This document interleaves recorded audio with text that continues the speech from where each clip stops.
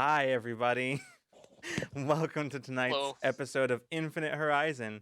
Um, we all decided to do something weird and wacky, and just to you know, Olivia explains it better.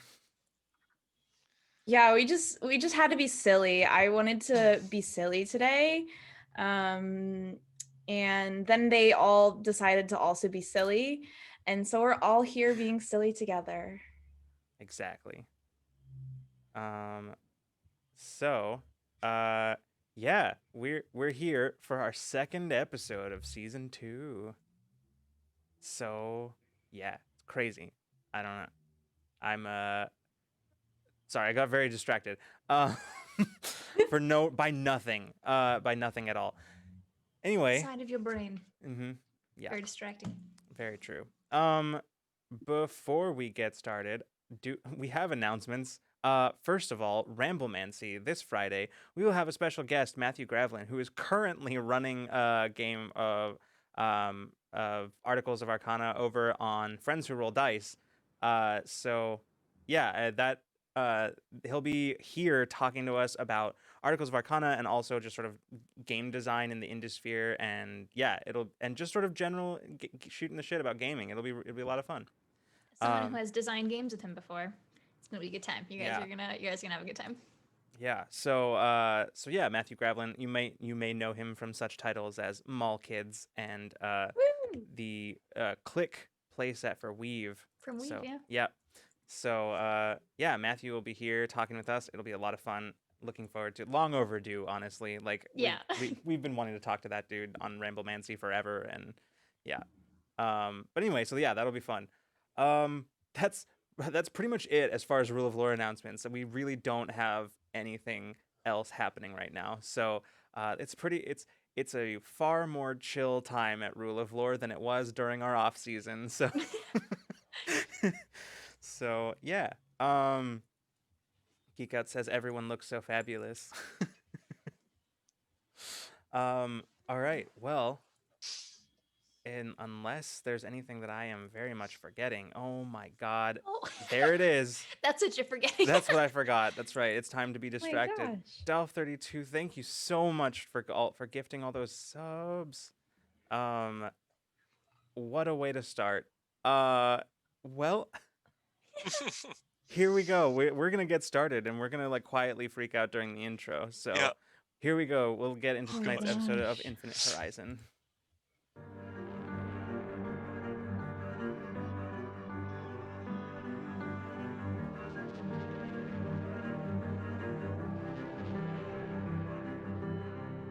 Some will say this is the end. We're surrounded, but we won't give in. No. Who will save us? Who will save us?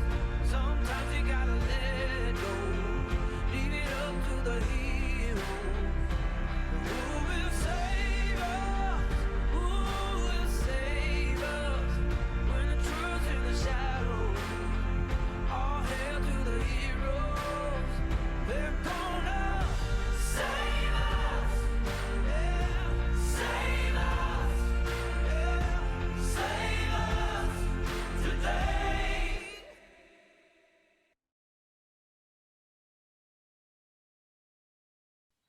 And welcome back. Freeman has become ahead. Um, Getting ahead of the Sometimes game. you can still hear his voice. This is pretty goofy. I'm gonna stop now. yeah, we've got some weird energy going on tonight. I'm into it. All right. Well, um, previously on Infinite Horizon, we came back to our story 5 months after the end of the last season. Um, the Resistance having taken up residence on a remote outpost in the Border Worlds, a frozen planet on which they had found an abandoned terraforming base, one that had been abandoned long before it had gotten the chance to start actually terraforming the world to be livable. Um, during the course of last episode, we saw a bunch. We got a chance to catch up with the characters from last season and see kind of where they were at after the uh, significantly demoralizing events of the season finale. Um, we saw Peach having some strange dreams and awaking to what she thought was somebody standing in her room, um, but uh, no amount of searching the room or searching any kind of video feeds later uh, revealed there to have been anybody there at all. Um, Mason, meanwhile, spending much of his time outside of the base itself, setting up any kind of perimeter sensors and defenses. And of course, Bina Oba, um, very, very deep in her own emotional state, avoiding others as much as possible and not not doing her best to sort of stay fully away from everyone, not engaging. Um, During the course of the episode, there was a lot of setup. In particular, the the information that was gathered by their uh, comrade and friend Becker Shaw, who is out in the field and has not currently made an on-screen appearance this season. Who brought back some information about an individual that might be able to help them uh, make contact with an organization that will allow them to bring supplies.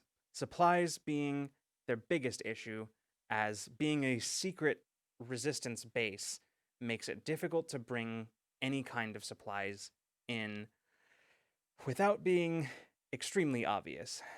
So, at the end of last episode, we had a rather touching family dinner scene where, after being kind of chewed out for her absence over the course of the last 5 months by Jade, Bina returned and made an effort, seemingly trying to make reparations for her behavior over the last several months.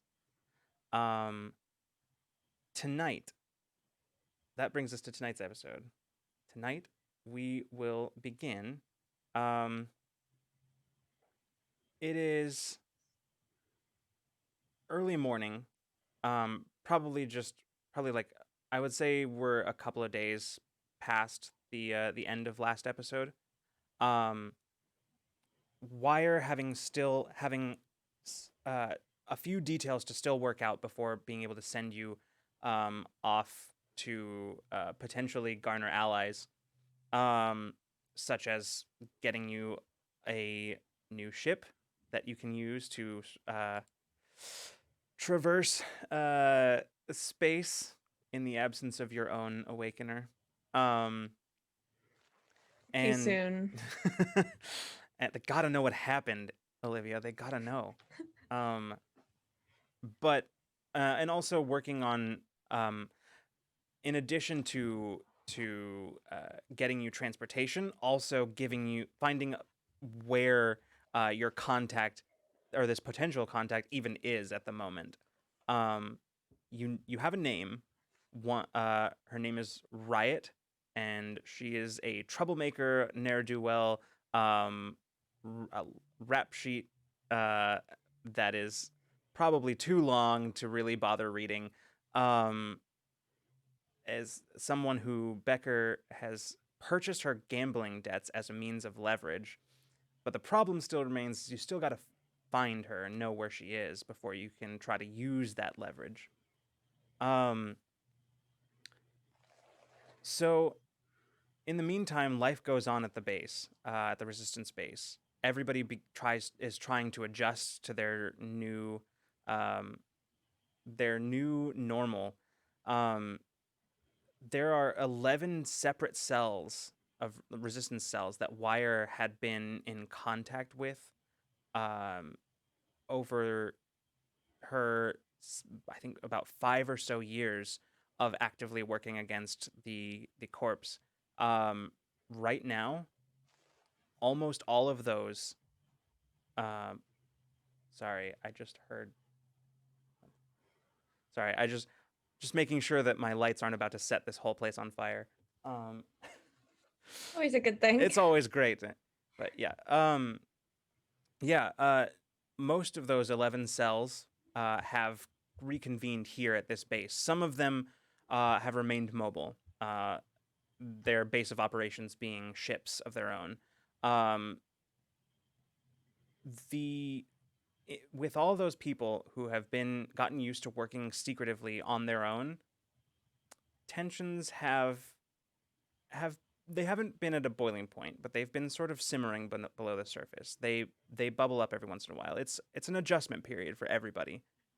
But on this particular morning, early morning,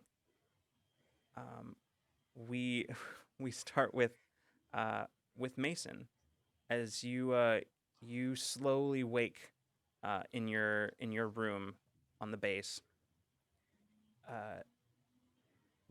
You as you slowly come to wakefulness, the light on your bedside table registers the change in your movement and begins very slowly coming on, illuminating the room.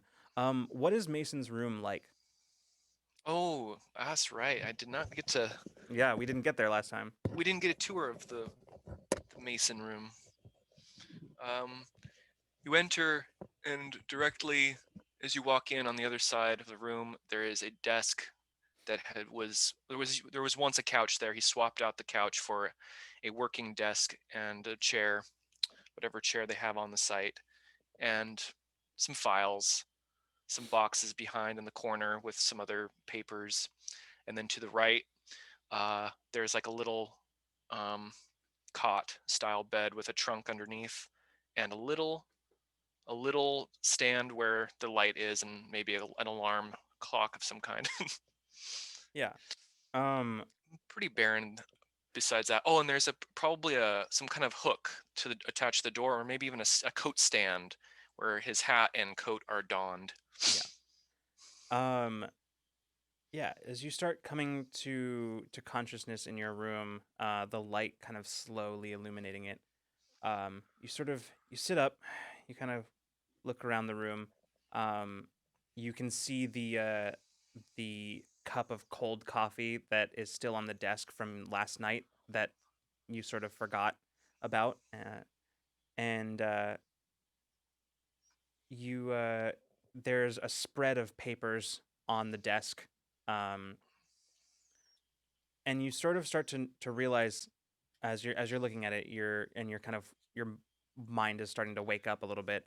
You look across the desk at all those papers, and there's a bit of a, I would say, there's a moment you realize that the papers on the desk are mostly like reports. They're like bureaucratic sort of stuff. Like they are just sort of some of the happenings on the base.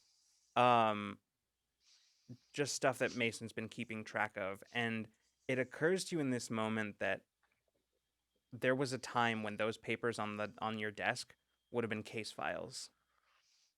It's very different from what you have the kind of work that you have come to be used to.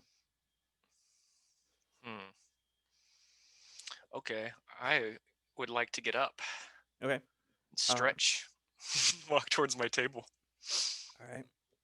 Yeah, you walk over towards the table, and looking down, you kind of move the coffee cup where there's sort of like a coffee ring that is left on the desk. Yeah, you kind of rub it away. Do. Oh, what's this? You Just yeah. kind of looking. Yeah, most of it looks like some of the reports that have been just sort of general security reports. And given that the base has been only recently populated, there's been very, very little to report. Nothing like the crimes that Mason has been used to in the past investigating and dealing with. these are reports of minor incidents, mostly just sort of small disagreements among some of the brand new residents of this place.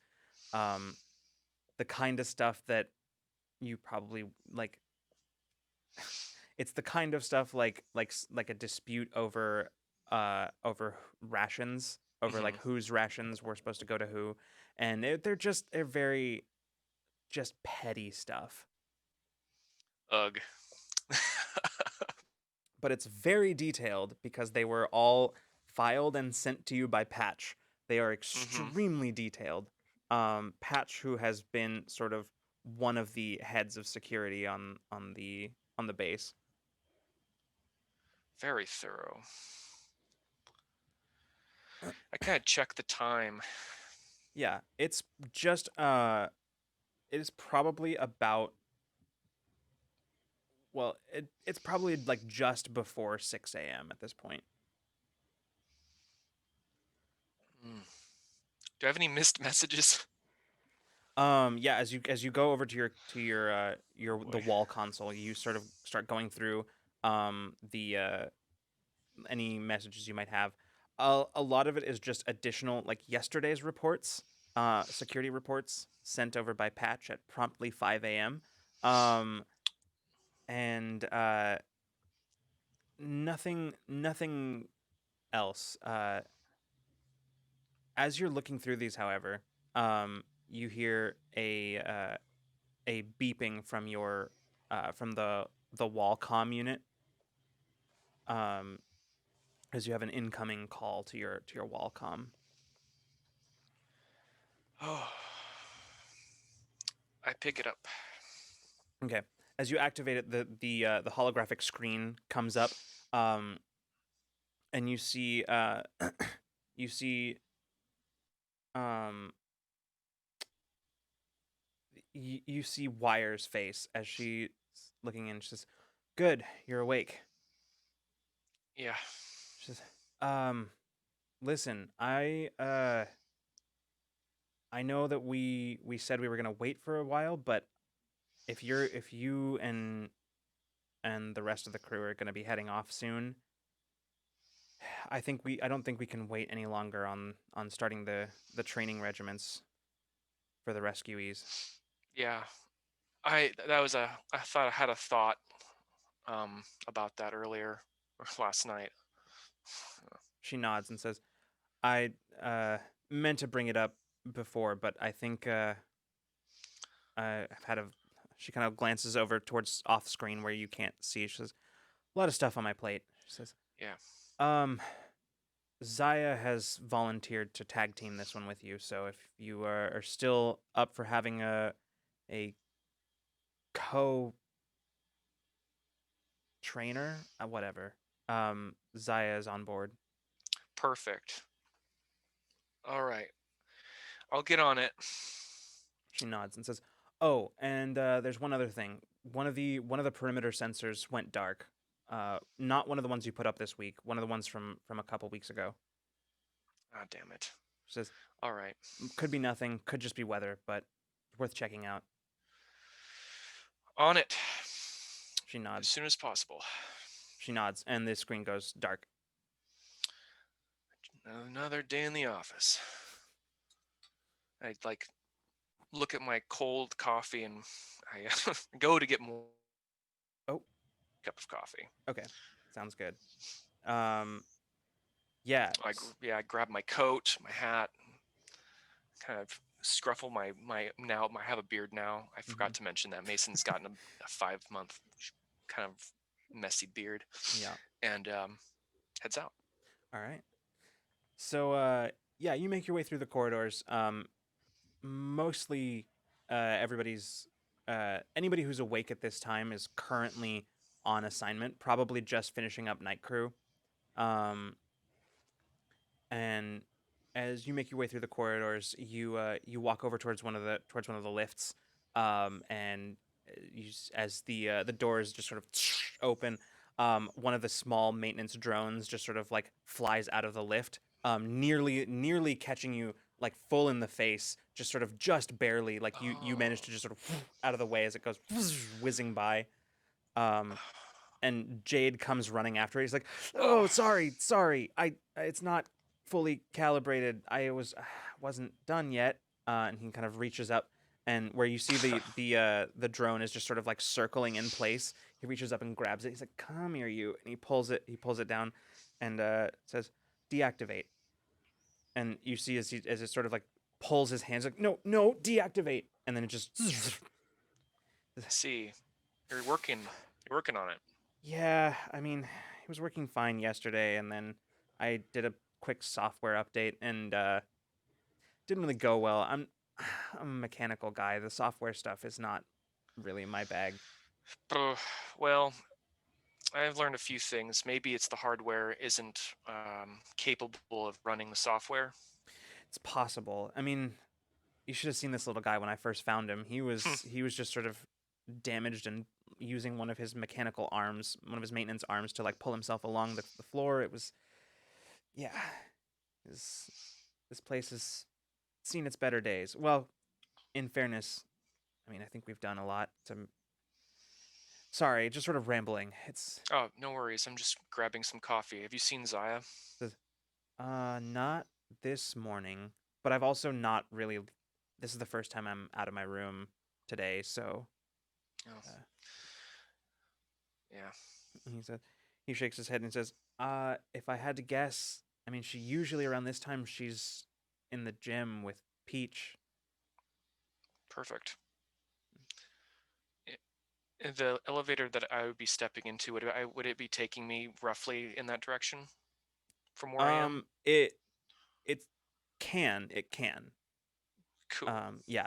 The way that you would have gone to get to the atrium, probably not. It's the opposite direction, but like the gym is down from where you currently are, and the atrium is up. But Looks like the coffee might have to wait. he nods and says, "Oh, coffee. Like that might be a good idea." He nods, and says, "Okay, first I'm gonna put you back, and we're gonna see what the diagnostics tell you." And he like walks away from you, like just sort of, without really like no real goodbye. He's just like talking out loud, like thinking out loud as he's walking, just sort of, "Okay, it's not the capacitors," and he's just like walking away from you, seeming to Love have it. forgotten you entirely. That's fine. I'm just like, I just kind of say under my breath, "Good kid." I proceed on. Yes. I'm going to head towards the gym. Okay, sounds good. At this point, we will cut to Bina. At this time in the morning, what is Bina usually taking care of? What, Is sorry, Bina what time is Bina it? up? Oh yeah, what time is it? It is probably it's like right about 6 a.m. essentially. Oh yeah, she's been up. Okay. She tries to do it over the past couple of days has been working on being her compromise is working during real people hours more than she has been. So I think she's up, but she's intending on keeping working instead of hunkering back away during the daytime. So yeah, she's up, she's working whatever her like normal rounds are. She's probably about halfway through. Okay. Sounds good. So we'll say that at this point we'll cut to Bina in sort of one of on the loading level. Whereas essentially for everybody's edification, the loading level is a single level of the entire of the base that covers the entirety of the floor, that goes across all of the wings. And it is basically the level that is there. It's full of conveyor belts and loading drones. And it is essentially it's the area of the base that is used to convey goods from the hangar bay to any of the other places in the base where those goods would need to go. Very useful for getting supplies quickly from drop-offs to whatever part of the base they are required in. It also happens to be one of the best maintenance access locations. There are almost all of the main maintenance shafts have entrances and exits here on this level. So we'll say that right now we'll cut to Bina as you are sort of currently sort of scooting your way out of one of the maintenance shafts. And as you kind of scoot yourself out into the main level of the loading level, you kind of just sit on the floor and pull your diagnostic equipment out, and it starts beeping through like the checklist, and you just see one after the other systems reading back nominal.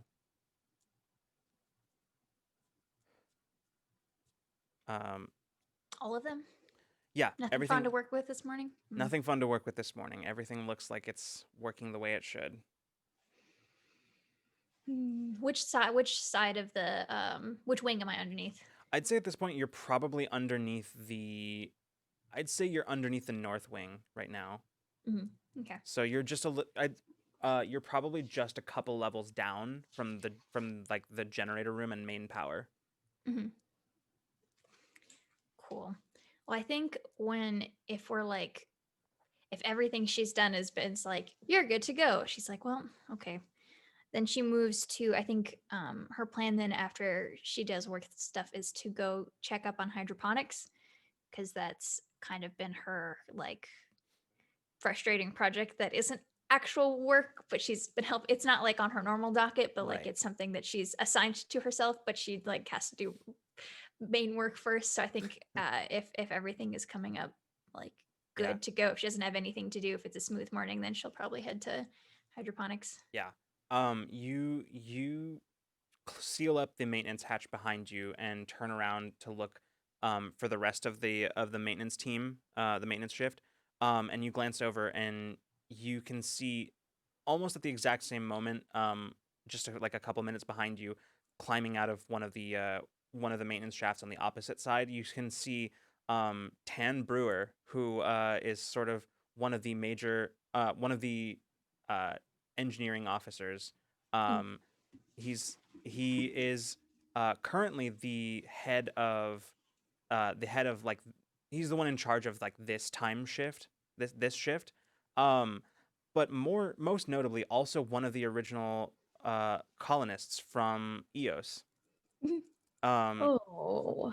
And you see as he's a human male, probably in his late 40s. Bad, kind of like poorly shaved face, kind of a bit of a paunch, and starting to kind of getting a little bit of like a receding hairline, as he sort of settles himself down, and you can see he's sort of crouching over over his equipment, sort of looking down at it, and he kind of looks up and sees you. He says, "How's things over there?" She holds up the diagnosis. Nominal.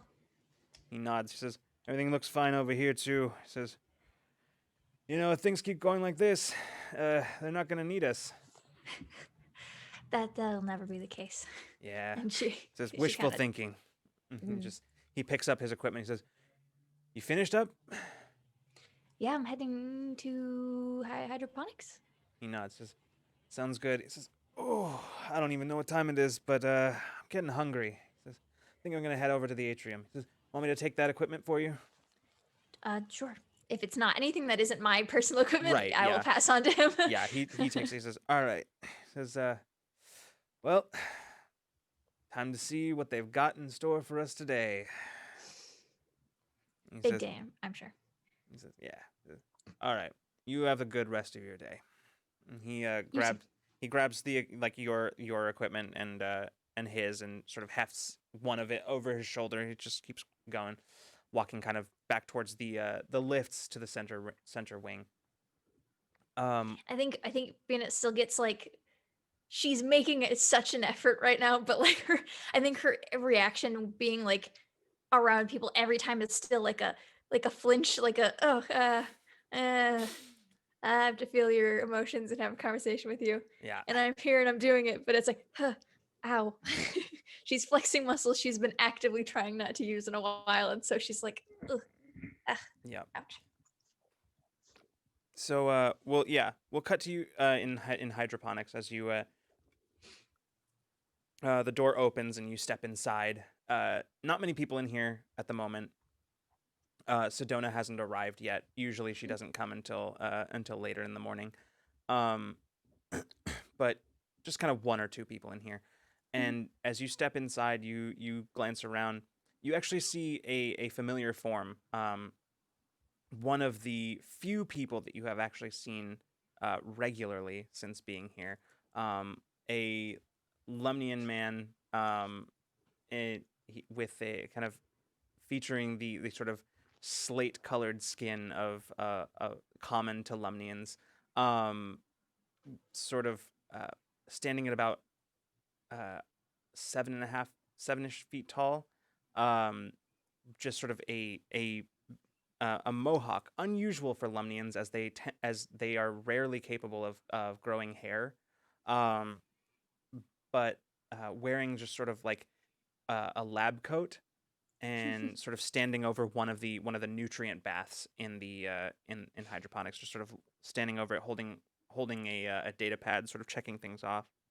Is that our recent problem? The nutrients Yeah, thing? it's been finding a way of finding the right balance essentially has been the issue here. That's so not my bag, but Yeah. Bina's been trying to help with the physical tech part of it Yeah, to make sure they have the environment for it. So yeah. So she'll go over and just kind of like try to his note, whatever he's making notes of, is probably just like above eye level. yeah, She'll try to peek at it. he doesn't take his eyes off of it as he just sort of looks through it. He says, and he doesn't at any point look up to acknowledge you. He just at one point he just hands the data pad to you. He just says, "I don't know if I can make any heads or tails of that." Oh, He says, "You well, I mean, of course I understand it. I'm just saying I don't know if I'm not seeing where there's any problems. As far as that's concerned, it should be working, but for whatever reason, it isn't." well, this is all gibberish to me, except for this part because that's about the container. And he not frowns and says, "Yeah, and I checked the container already. There's nothing. I mean, I don't know. Plants just ain't growing." They don't like me. He for the first time actually like looks at you and just sort of frowns and says, "I find that difficult to believe." They're being spiteful because they don't like me. I tried to tell Sedona this. Hmm. I'm still skimming through the things as if like I've seen these readings before. They've never made sense. Yeah. But she's looking. Can Like I fake look? texting. Yeah, basically, like she's looking because maybe someday she'll absorb some, like, things are familiar, but she doesn't know any of the science behind any of this part of it. But can she take a look at the part, like any tech that's involved with this, just because that's the only thing she can do to be helpful? Sure. I'm not gonna have you roll for this one because Mhm. there's not really any point to it. Yeah. But yeah, you start looking it over. And as you do, the inevitable, he starts kind of circling the nutrient bath and sort of looking at it, checking the various readouts on the side. Mhm. As you look it over, you're finding basically what he found, which is that as everything looks like it's functioning Phenomenal. properly, it's just Boring. for whatever reason the yield like the plants are just not absorbing nutrients, are not absorbing the nutrients. As he sort of finishes sort of circling the nutrient baths, he just frowns and looks up at the ceiling at where you can see the kind of the growing lights, and he says, Mhm. I considered that it might be something to do with the particular wavelength of our growing lights, but I'm not entirely sure that would have an effect on these plants. That said, there could be other factors that aren't playing out yet." Hmm. Could it be something with the atmosphere of the planet? Because obviously all of these are non-native. That is my working hypothesis. He Well, I don't know about plants off the top of my head. Maybe we could do some research and find out what we can make a weird greenhouse, but for atmosphere? That might be our best bet. And as you're the two of you are there, he kind of gestures over his shoulder towards where you can like towards one of the tables where they have like a bunch of the seed samples generally. And as he gestures over his shoulder, he says, "I brought you some breakfast. I assumed that you would not have eaten." No, thank you. And you look over and you can see where there's essentially just like a bunch of like there's just like a bunch of food that he brought over from the mess hall. Well, Bina's technically done with her first part of her shift, so she'll be like, "Did you eat?" He says, I have not. I was waiting let's until eat. Oh, yeah, he says, well, I'm here. Let's eat. And yes, she'll of go. course. She'll go sit down and we'll happily eat a meal in the very quiet hydroponics. Yeah. Nothing but she the does not. Bina has not eaten in the mess hall. Like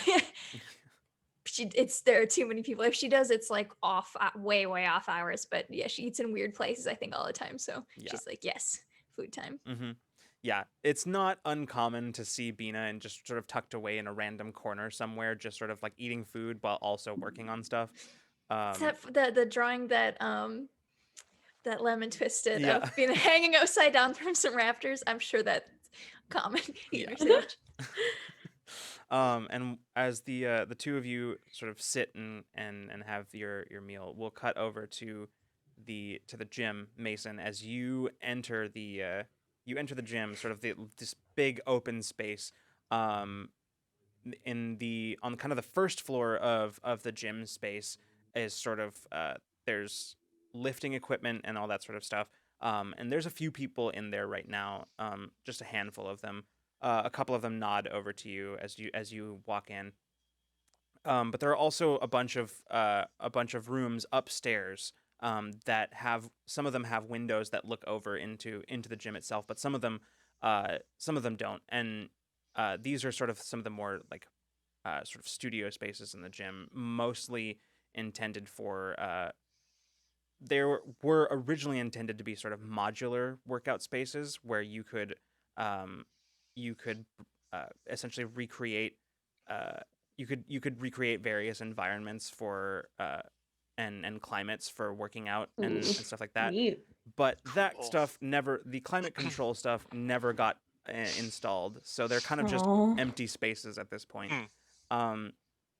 But as you wander through them, sort of walking upstairs, looking in on one or the other, you eventually do find the one where Peach and Zaya are both present. Getting the shit out of each other. Yeah, is that what's happening? At the moment, no. At the moment, they're sort of running. They look like they're running through sort of a cool down routine. Cool. Yeah, just doing some stretches. Yeah. As you open the door, and step inside, Zaya kind of glances over her shoulder, and she just says, "Oh no, you have that look on your face like it's time to face responsibilities." Good morning, Mason. Morning, Peach. Yes, Saya. That's correct. She like in the middle of a stretch, she brings her arms down, and just sort of rolls her shoulders, and turns and just says, "Hold that pose." And she turns, she says to you, Peach, and she just turns to you, Mason, and says, "So, what's it today? Is somebody another squabble over grain rations?" No, and I really hope I don't get any more of those. This place is very, very big. You can be in the same space without getting into these things. It's it's training. We have to train. We have to get on to the training of the newbies. She just sort of looks at you and just kind of, "You sure we can't? You sure there isn't some dispute over grain rations we got to get to somewhere?" No. All right, yeah, that's fine. They've been sitting around for too long. Time to kick their asses into shape. See, I'm glad that Wire picked you. I'm glad you've probably refined the techniques by now. She turns and says, I told you not to drop the pose." Okay. How much longer? She kind of looks up at the clock on the wall. She says, 30 more seconds. She turns back to you, Mason, and just says, and she just sort of like leans in and just says, it actually doesn't help one way or the other whether she keeps it longer. It's just, this is one of the only times I get to boss her around, so. Yeah, I can see that. I can see that. I won't say anything. She nods. And after a few more seconds, she's like, all right, you're good. Done. I'm just gonna sit down. Yeah. Zaya says, well, I mean, I've got some ideas for training regiment for them. Bit of a mixed bag from little bit from regulator training and regulator basic training, and a little bit from ascendancy military training. But yeah, as far as, I mean, listen, I think she kind of glances around and says, I mean, the thing that's gonna make them, well, it's gonna make or break them is whether they can work together, specifically using their abilities. That's the one I'm worried about. Some of them, listen, some of them can do it almost instinctively, but some of them I'm not sure about. Just a few days ago, Solar shattered one of the chemical vats down on the maintenance level. Oof. Just because she got startled. Well, I'd rather they do it at home than out in the field. Yeah, I guess. But I'm just saying, some of them have their shit together, but some of them, I don't know. Yeah, we learned the hard way. That's what I'm Trying worried to about. Do it, trying to figure out a way to do it not like that is kind of tricky. Yeah. Anyway, I have some of this stuff written up, some of my ideas for a training regiment written up. I'll bring it by later. All right. We'll compare notes. Yeah. When should we start? She shrugs, says, I mean, Wire said that she wants this started as soon as possible, but if we don't know what we're doing before we get started, then we might as well not be starting, so. I do have another thing bothering me in the back of my mind. One of our we lost one of our I'm blanking on the name. Oh, the perimeter sensors. Thank you. One of the perimeter sensors went dark. Huh. I might go and see what's up. Sure. Just make sure you take somebody with you this time. As far as we're aware, we're alone on this world, but there's a lot of weird creatures out there that. Do we have any video footage, Mason? Would Mason have maybe gotten some? There's no way. There's no way of getting video footage out there. Mason would have just described to you how, like, some of the tracks he's seen, and that's probably it. Zaya shakes her head. She says, "I've seen some of those things, and everybody talks about how they're pretty passive, but they still give me nightmares. I hate them so much." Yeah, I'll stay clear, and I'll bring Patch. She nods. Says, "Good idea." Actually, she sort of frowns, thinking. Says, "You know, something you said. We all learned to use our abilities in the thick of things, right?" Yeah. Maybe some of them need to get a bit of a head start. Maybe why don't you take one of the newbies with you? If you want to, All right. If you do ever want to create a sense of danger and no real danger, I can always make a little simulation for him. I think. I've been trying it out. I'll take a newbie with me, but you should try that anyway, Peach. That sounds like that could work. Yeah, I'm happy to sit in on training. I think it could be helpful. Which one? Which one should I take? Zaya says, "Oh, you want a suggestion?" Yeah. Honestly, the person who I think needs the most help is Silar. She's not really adjusting to all this, and I think she could use a hand. Oh, I was gonna Right. say the lift player, Mason, but maybe that's a better bet. I think he's got his thing under control more than some. Zaya rolls her eyes. She says, "Yeah, oh, he definitely does, and somebody needs to talk to him about that lingering smell of wet dog every time he leaves the showers." Yeah. She says, "Anyway, If you really need me to talk to him, Zaya, I will. Just let me know. She says, "He doesn't need somebody to talk to him. He needs somebody to punch him right in the mouth." Second that. Anyway, I've got duty calls. All right, Solar, it is. I'll look for her. Zaya walks out of the room, leaving just sort of the two of you there. Training, how's it going? Yeah, I don't. Zaya just kind of bosses me around for an hour and a half, and I think it's maybe toning a little bit, but she could really just be having me doing, like jumping jacks, and I wouldn't really know any better. So, yeah, going well. Good. She knows what she's doing. Yeah. Have you been sleeping okay?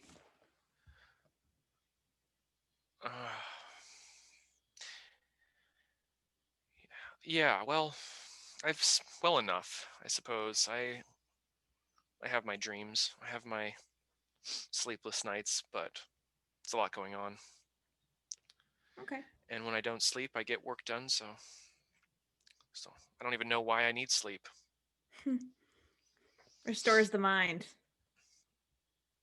Yeah. This is a bit of it's a locked box, or at least I try to. Can I can I get a little surface thoughts of Mason? Sure. Can I read his mind a little bit? What's Sure. on his mind?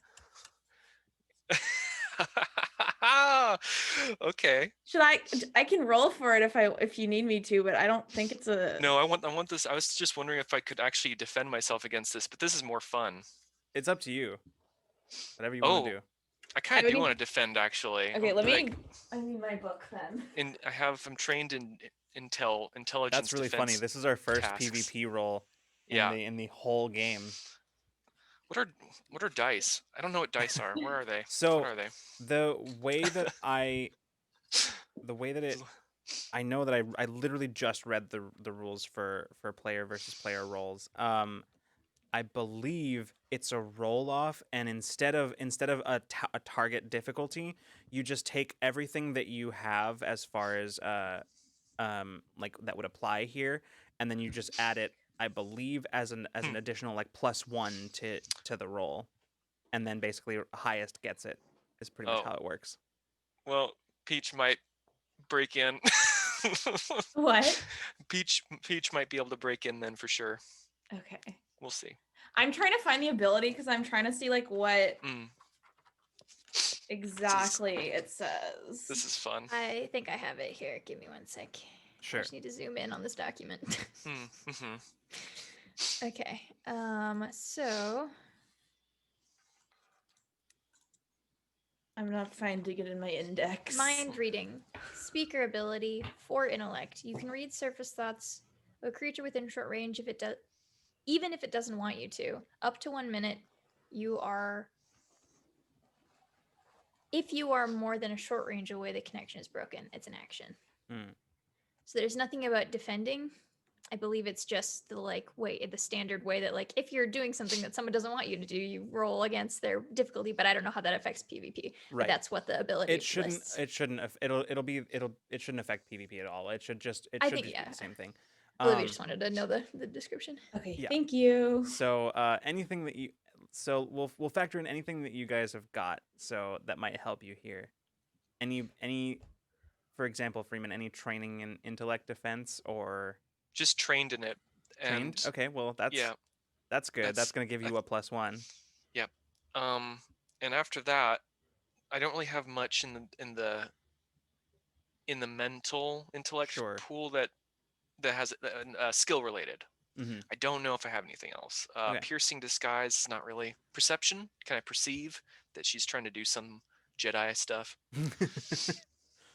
I don't know that that's gonna come into play. There. These are just I don't skills. think there's really a tell. Like it's not Yeah, you're like, right. Yeah. her obvious ability. It's So, pretty. all It's right. magic. All right. You can spend effort if you want to. Olivia. Give me an extra 1. Yeah, to give you an extra. I'm pretty sure that's how that works. It sounds Yeah. cool. It sounds real. Sounds Hold on. real. I wasn't gonna look it up, but I'm going to because this is an edge try- case I'm and will just probably try- never come up again, and I think it's worth looking up. I'm trying to just see if discerning mind helps me with this. It seems like it should, but I know the name of I'm pretty sure it. yeah. I'm not sure if it helps. So sorry, I wasn't super prepared to do this. I just thought it was gonna be fun. Never mind. I'm not gonna look it up because there's not an Mhm. easy way to find it. So I'm just Okay. gonna go with what I said, and we're gonna Okay. go with I'll that. probably just take that extra and just +2 to my roll. Okay. Sounds good. Let's see. Okay. I've been waiting for this moment. Oh no, this just gives me a defense, so this doesn't help me in any Mhm. kind of like actual roles. That's a offense roll. So I have just the ability. That doesn't give me any kind of Nope. It's bonus what's letting you for do that. it. Unless you're trained in that ability, then it yeah. Which I don't think you are. No. Okay. Would this be a pleasant social interaction? We're talking. He trusts me. You are. This is a pleasant social but- Yeah, interaction. I mean, Like objectively. it is not an unpleasant social interaction. It It's is a not. social interaction. Like and wouldn't is it pleasant. lower his defenses? I love this. Maybe. Like I'm feeling trustworthy right now, you know? But Mason's very guarded. Yeah, Mason's that's- literal descriptor is guarded. So That's true. That's I what think gives him both of the- them, honestly, I feel like yeah, I honestly don't know, that's funny. I think you've got a point. I think just from the sake you don't have anything specifically that'll give this to you, Freeman, but I'm gonna give it to you anyway, just on the basis of your descriptor. I'm gonna give you another +1, and I'm gonna Really? because you're guarded. Yeah, and Olivia, I'm gonna give you that. I'm gonna give you the pleasant social interaction. So Yay, I'm specialized in that, so that takes Ooh. that down to so it's just adding it to the roll here. oh, just adding it to the roll. Yeah. Okay. Mhm. So everything that you have that is that is applicable gets added to the It'll be roll as a plus, +1. Yeah. Oh, okay. Mhm. Cool. If I spend effort, does that Yeah. I'm just curious. Mhm. Yeah. So what do I have to beat right now? We don't know yet. I You're don't rolling think, against each Yeah, other. you're rolling against. Okay, just- yeah. okay. So do I have to spend effort before? Mhm. Okay. I'm gonna just spend Spend 2 levels of effort. Okay. 'Cause Jeez. Edge is Edge eats 1, and then Is that a total of +4? yeah. Dang. Okay. All right. Peach really wants to get in there. All right. Let's Yeah. see what the dice say. It's really just not. It's not that much of my intellect pool, so Mhm. you know. All right, go ahead and roll. That was such a brag. Ugh, I Dang. hate it. Well, 13 total. Okay, I rolled a 14 plus Oh, 4, yeah. So it's, 18. yeah. Okay. So Ooh. Mason. Peach is just like, I'm in. Yeah, Mason has Peach voice. his mental defenses Hacker up. voice. He's a pretty guarded individual. Mhm. And as such doesn't relax even when he's around people that he trusts. But you just sort of reach out and without even breaking a sweat, just sort of like gently push past his defenses, and you're able to just sort of read surface thoughts. So Freeman, if you want to tell her what is Peach here? Coffee. Maybe a smoke too. Yeah. Oh, I forgot to eat. I better go and get some purple noodles. Oh man, I wish I remembered what those are called. it's not purple noodles. I know it's not. I know the noodles are purple, but it's called something else. Nice. Oh, I specifically did it at the point in the conversation where I was asking you if you slept, and then you started Right. talking about your dreams. right. Okay, and then that's a good. Thank you for reminding me. Mhm. Yeah, no, I figured it was a while ago. So Yeah, I've been I'd looking already at the book forgotten a what. lot. Yeah, so that comes later. The first thing he thinks is he's just thinking about the stressful uh the stress of a different work environment and different jobs, and also thinking about all of the work he did and how vastly different it is, and he's still looking for that one file for some reason, and a name, or not a name, a yes, a name comes up. Well, maybe it's a name, maybe it's a, I don't know if moniker is the right word. The word sly. You see that, Cool.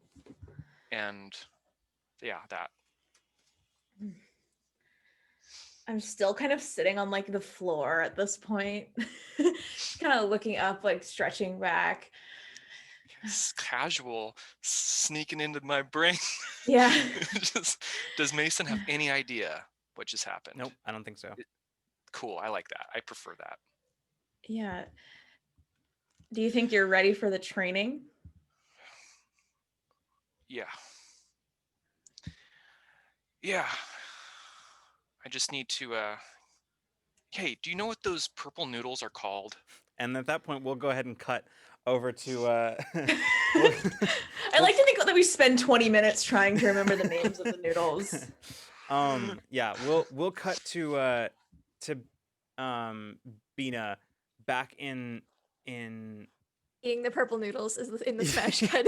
yeah, smash cut to as you're Oh. eating these, you're you and the inevitable are finishing up your conversation, and just sort of over food as he finishes eating, and he kind of gets sort of quiet and uh just kind of trails off in conversation, and he just sort of like has his utensils sort of just poking around at what's left of his food.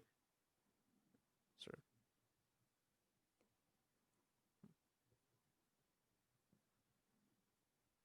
Oh, my apologies. I just got caught up in thought. lot on the work plate. Well, I mean, a little. I mean, not. I mean, yes, but that's not exactly the primary concern. I'm just a little bit out of sorts, a little bit out of my element with a particular issue. It's a matter of affections. There's a person that, well, a coworker of sorts who I believe I have taken a fancy to, and am Aw. unsure as to exactly how to proceed. Well, I don't know if I can give you any advice, but I'm a pretty good listener. Yeah, yes, you are. That is, I can confirm that. Well, this person is someone that I very much admire, and am I. There are very few people in the course of my relatively short existence who can claim such distinction in my esteem. Uh, just some this rather a brilliant individual, someone who is very good at solving problems, and I just don't exactly know how to express any of my affections. They are, uh, it is like I said, a little bit out of my element. I am not, as you may have determined for yourself, the most emotionally in tune. Well, I mean, I haven't really been either recently. I'm working on it. Hmm. Did I tell you Jade yelled at me? It was great. I was very proud of him. That is some significant growth of character. That is a young man who is well, he I do believe he is coming into his own. I think so too. I feel really bad about it, but not for being yelled at. I definitely think I deserve that, but for making him feel like he had to. I'm trying to be better about that, but trying to be more available. So, I mean, hey, good place to start.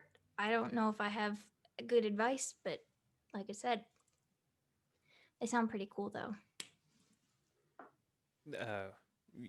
I would say so. Yes. Anyway, I have some. I have to get back to the research labs. Oh, I have okay. some of my own samples that I'm looking at, and I believe promised the doctor that I would take a look at some of her medical equipment, see if there isn't some way we can squeeze a little more out of their performance. Good idea. But I appreciate the offer of a kind ear, and Thanks for the noodles. And she kind of lifts up her bowl and just yes, of finishing course. off. And let me know if you need any other kind of sustenance or whatever. I will. He nods and Have fun Um, poking around in the doctor stuff. he starts kind of like collecting the like the containers and trays and says, Mhm. Yes, I will. It's mostly simple stuff, simple calculations. I'm gonna She go. doesn't like people messing with it though, so No, she does not. you're lucky. He says, you you you have a good rest of your day. You too. And he sort of She sidles out.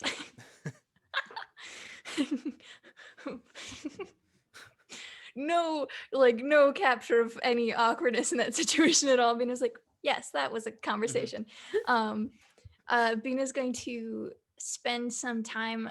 I'm sure they discussed potential for like creating a false atmosphere in here or elsewhere. So I think she's gonna go around the hydroponics bay and see like capabilities for outfitting something like that in this space and just kind of like take notes and gauge the possibility of that Sure. being a successful project. And that's going to be her next work load for the day. Okay, sounds good. Yeah, so you spend some time doing that, and as you're doing that, I think we're going to cut out to um the out into the snowfields. As Mason, you are currently um driving the rover over the snowfields, kind of in the direction of the um the perimeter sensor that went down. In sort of the cabin of the vehicle, you kind of glance over to the passenger seat where an Anzalonian woman, probably of about the same similar age as Peach, um, who currently has her hair, long hair, braided down one side and is sort of bundled up in cold weather gear, and is looking at the data pad in front of her. As you can see that, and looking over, you can see on the display, uh, are the various readouts, the feeds from all of the perimeter sensors, and the one, like all of them green except for the one that's red. She's just sort of like frowning down, looking at it, and shaking her head. She kind of glances up at you, notices you looking, and just says, I mean, all the rest of them seem to be holding. I'm not seeing anything unusual. There probably isn't anything. We're just taking precautions. She nods and says, yeah, I mean, none of this stuff really makes a lot of sense to me. I'm not exactly an engineer, but Yeah, I just kind of make some guesses here and there. Usually Patch gives me a few more pointers, but I kind of understand it. I think we're gonna park up here a little bit, and we're gonna walk the rest of the way. You're all right? You good with that? yeah. She looks around and grabs the hat that's just sort of sitting on the console, and she grabs it and sort of pulls it down over her kind of slightly pointed ears, and says, "Yeah, I think that'll be fine." She says, "Sorry, I don't not to is there why did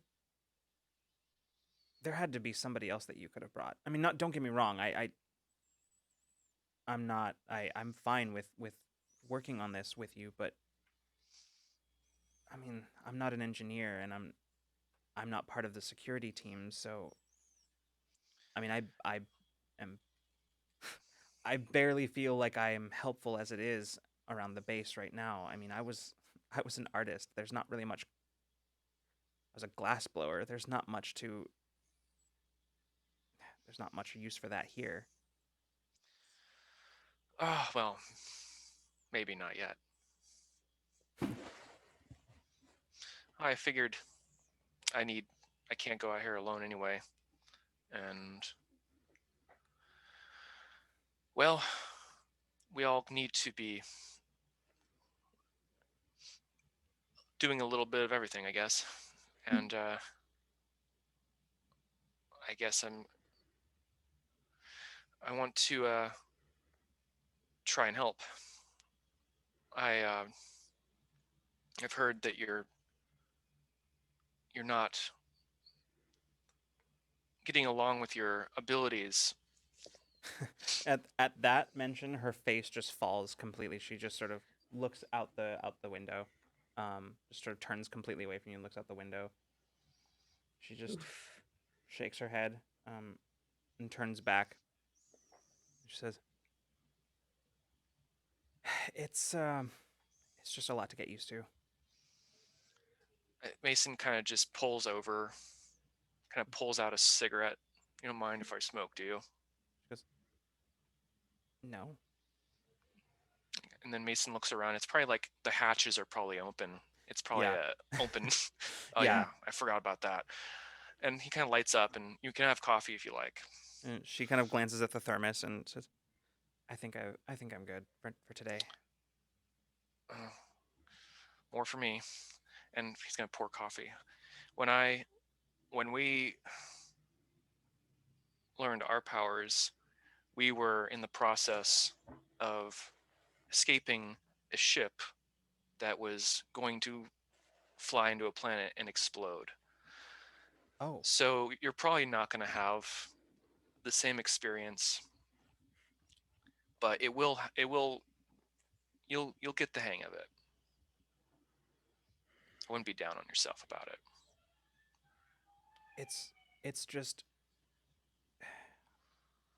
I'm not I mean, I know that I don't really have a choice right now, but that's just it. I don't have a choice. I didn't ask for this, and I'm not sure I want. I mean, I want to get the hang of it, but I mean, the first thing I did when I came out of stasis was I shattered a stasis pod. I didn't do it on purpose. And it's not the only thing that I've broken since then. She just shakes her head and says, I used to love singing. one of my favorite things that I love doing, and now I can't because I could shatter any number of things around me. Well, hold on. I feel like there's a workaround here. We've got all of this space here outside too, but it's kind of cold. So I'm not suggesting that you come out here and break shit. But there's got to be somewhere in that building, that bunker. There's got to be somewhere where you can go with a few objects and test the frequencies. Probably, but that's, I don't know. I don't think I'm explaining it well. It's my entire life up until now was about making things, beautiful things, things that other people just, things to brighten other people's spaces, things that they would take with them to put in their homes and wherever. And I loved it. I loved doing that. To go from being somebody who creates things to being someone who destroys them, breaks them, and without even trying to.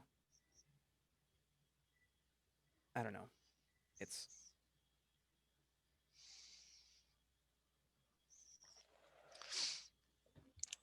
Mason just kind of like kind of just twirling his coffee, kind of looking into it as if he's looking into a memory.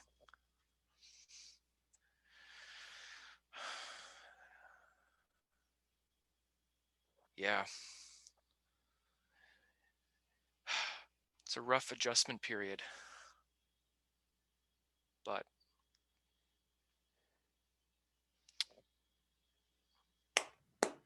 you got this. I don't know. Maybe I'm just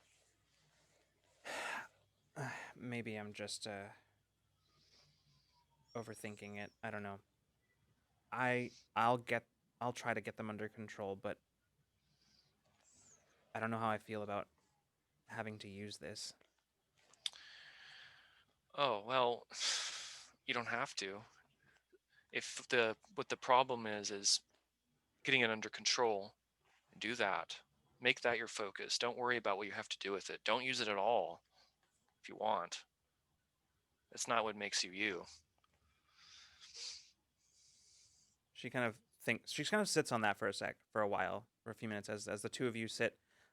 You, Mason, kind of looking out as kind of the wind kind of howls by over the snowfields. After a few minutes, she just kind of looks up and just says, "We should probably check on that perimeter sensor." All right, you're carrying the coffee though. Okay. She grabs it. We'll go ahead and cut to a little, like a few minutes later, as the two of you have trekked through the snow, reaching one of the perimeter sensors that you and Patch had placed several weeks ago. And it actually takes you a second to find it. You know that your coordinates are right, but it takes you a second to find it. And in the end, it's actually Solar who uncovers it, as she just says, you're kind of looking around. She goes, "Oh, here, I think this is it." She goes, "Ooh, what happened to it?" And as you step over, she's kind of brushing some of the snow off of it, and you can see this sort of cylinder, that sort of technological cylinder, that is currently laying under sort of a soft, like a thin layer of snow. As she kind of brushes it away, you can also see where there's a plate where there is like electrical like scorch marks across it. Ooh. And she says, Doesn't. Is that normal?" I mean, I haven't seen it yet, but every day as it brings a new challenging task my way. She shrugs. She says, I mean, I'm not a scientist, but maybe it's the magnetic fields from the nebula. I mean, I know it affects our comms, so maybe it overloaded It could this. be. does it look like it got fried from the inside out and like exploded, or does it look more sinister than that? I'm gonna take a Yeah, gander at we'll this. let's have you take a look. This gonna be an intellect roll. Sweet. The difficulty on this one is gonna be the difficulty on this. I think I'm gonna make it a sort of a tiered difficulty, but we'll say the minimum for it is a difficulty 3, and then depending on how much over that you get, you might get different information. Okay. So That's cool. I would like to use a skill I have, perception, that I'm trained in. yeah, absolutely. Don't think botany is gonna help me here. All right. No, that's not gonna help you. Darn. I do want to use that at some point. Okay. I thought I got some. No, that was it. Perception. I'm trained in it. That's pretty good. That's my thing, I think. Okay. I don't want to make this too easy. Don't you have a I don't have anything. I might be thinking of one of your characters that we did during a one shot. Yeah. That might be what I'm thinking of. Anyway. Any other investigative stuff? Yeah. The things I get for investigative are the trained perception thing. That's, I believe. I wrote everything down, but I hope that I didn't miss something. What if you have a hunch? I can put. I think I thought at one point I could put. You know how many bookmarks I have on this thing? Such is the life of TTRPGer. Yeah, and I wanted to make this. I wanted to. Yeah, no, I thought I had more, but that's not until the next tier. Sure, that's fine. Why don't you go ahead and roll then? To reduce difficulty down, it's a difficulty 2 now, so you just need a 6 or better. Doing it. I got a 7. Okay, well, there you go. All you as needed. you're looking at it, it looks like it definitely malfunctioned. That is very, very clear. It was some kind of short that fried this. That is very clear. I guess what did. Okay, would Mason have brought a spare? Oh, I'm sure. Yeah, that's sort of. Okay, good. Yeah. That's good. I guess we'll set one up. Yeah. Keep a lookout. She nods and immediately like reaches down and pulls a scanner and just starts sort of holding it up and just sort of scanning the immediate surroundings. As you kind of clear a space, it's actually pretty easy to do considering that you've already done that for the previous perimeter sensor. So you quickly clear a space and take the other perimeter sensor and jam it into the hole that the other one had previously occupied. And you hear the click as the anchor sets into the hole, and the whirring of the drill as it starts like drilling itself down into the hole, and then as it does, it sort of sets in place, and the displays start blinking on it again. Solar looks down at the data pad and goes, "Okay, it looks like everything's online. It's transmitting back to the base." Good. And she kind of looks around. She says, "Nothing on scanners, as far as I can." At that exact moment, she's interrupted as you have you get a pinging on your comm.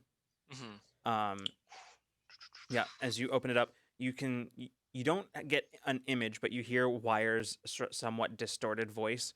She just Mason, there's been an accident at the ice drill annex. You're the closest team to it right now. I need you to go check it out.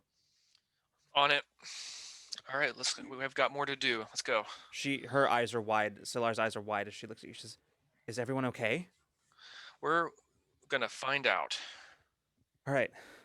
And as the two of you rush back to the rover, that I think is where we're going to take our break. Ooh.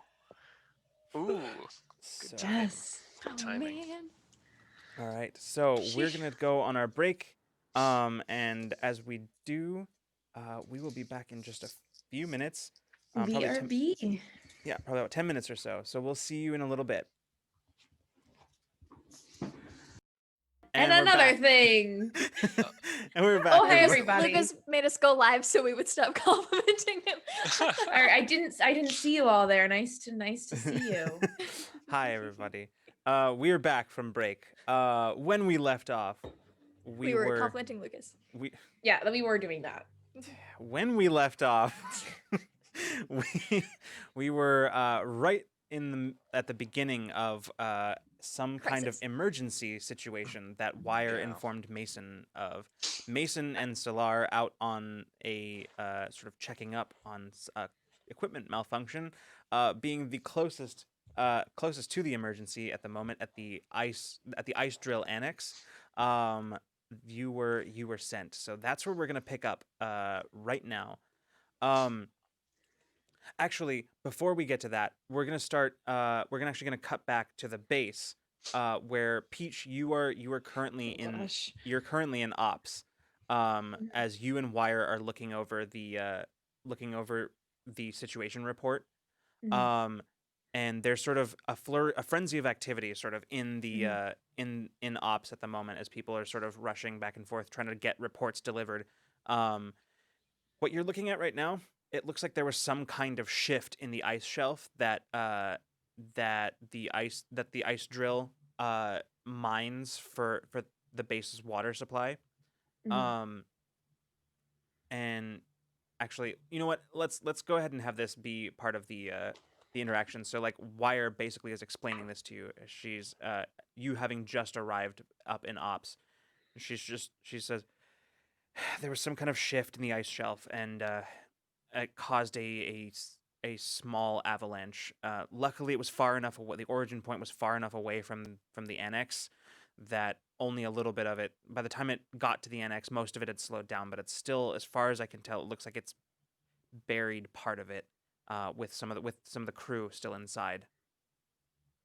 Oh. So I sent Mason and Solar since they were the closest team out there, and anybody else would have taken much longer to get there. How many people are inside? She looks over at as somebody brings her a report, and she looks at it. Says, looks like there was just a crew of 5 out there today, but so we lucked out. It could have been much worse. Yeah, but it just looks like the avalanche. No other funny business over there. Not as far as I could tell.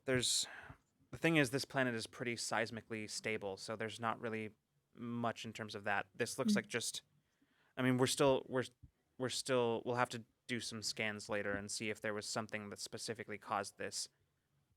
She at this point, she just sort of she stops and looks around the room, waits for the two of you to be like more or less separated from everybody else, and she says, Mhm. I don't like it. Just one equipment malfunction, I could hand wave that away, but 2 in more or less the same quadrant.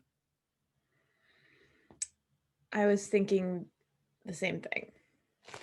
Just, we'll have to look into that. For now, I'm gonna try to run some control here. And she kind of hesitates and then looks up and like is about to say something, and then you see her eyes flick past you, and she goes, Mhm. "Oh, here we go." And you turn to follow her gaze, and you see a Keldro man walking, like striding towards you. One that Mhm. you have become somewhat familiar with over the course of the the last few months. Hold on, let me pull up my notes because they seem to have closed on me during the course of this episode. He is one of the leaders of one of the resistance cells. He has been put in charge recently of the military operations of the resistance, of which there have been none at the moment. But Yeah. like at the moment, their work has primarily been to it's primarily been to just sort of organize into sort of cohesive ranks, so as to as per Zaya's suggestion, because to use her words, resistance is going to fall apart unless if nobody knows who they're listening to or taking orders from. So that's kind of primarily been their thing. But the person who is making their way towards you is I just passed it. Karen That would be Antos? Karen Antos. Um, uh, Kharan for yeah. those who Yeah. Um, he has his hair basically cropped, like short, like just barely more than a buzz. Um, and his sort of his skin is sort of like a deep reddish purple. Um, very typical of Keldro, but you can see that some of the sort of marbling that is on skin pattern that Keldro have, his is sort of like this sort of stark kind of cream color, which stands out in very kind of sharp contrast to to the rest of his appearance, giving him kind of a pretty striking appearance. He strides into the room, sort of uh, just taking in the situation around, and sees you and Wire and steps up. He says, "I heard there was a situation."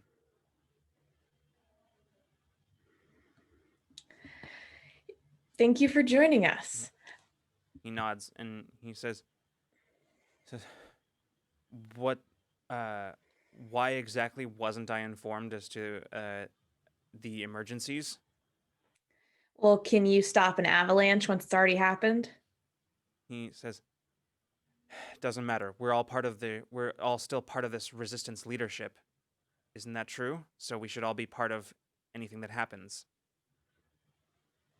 Can I get a read on his demeanor, like in general? Yeah. So are you looking for something specific, or are you just trying to get at like a basic?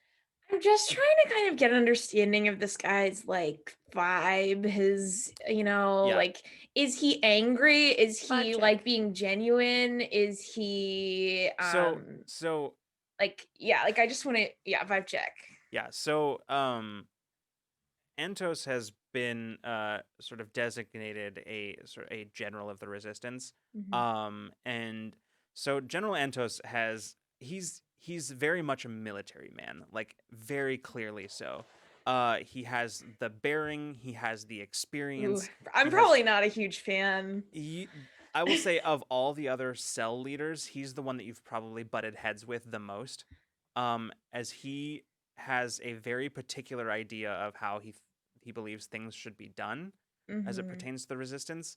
Um, and I did mention that it's been something of an adjustment period, having all these different people who were these disparate groups who had been sort of working on their own, now coming together and kind of being forced to work together in a new structure. It's been a little tense, and he's usually the first one to contradict things that you're like, some of your plans, things that you Mhm. say. He was the first he was the first one to openly express concern about your leadership, basically, or your being appointed to leadership over, um like, without any kind of like question or consideration. um he he's a very competent individual, like very much Mhm. so.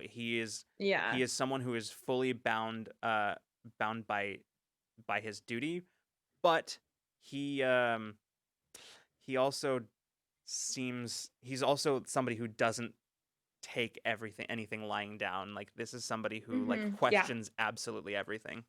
Uh-huh. um but yeah, so he just sort of looks around. Yeah.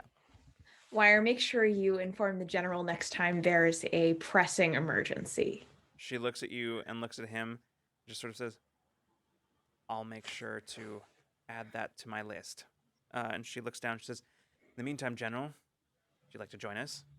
He nods and steps over and stands around the table as you're all sort of looking at the holographic display of, like, essentially basically what you're getting right now is like drone feed, like some of the Mhm. like the drones that are just sort of giving sort of a basic holographic image of the annex, um, in real time. And as you kind of turn to look to it, you actually do see, off, like, just sort of from off the edge of the holographic display, you can see the rover pulling up to to the annex.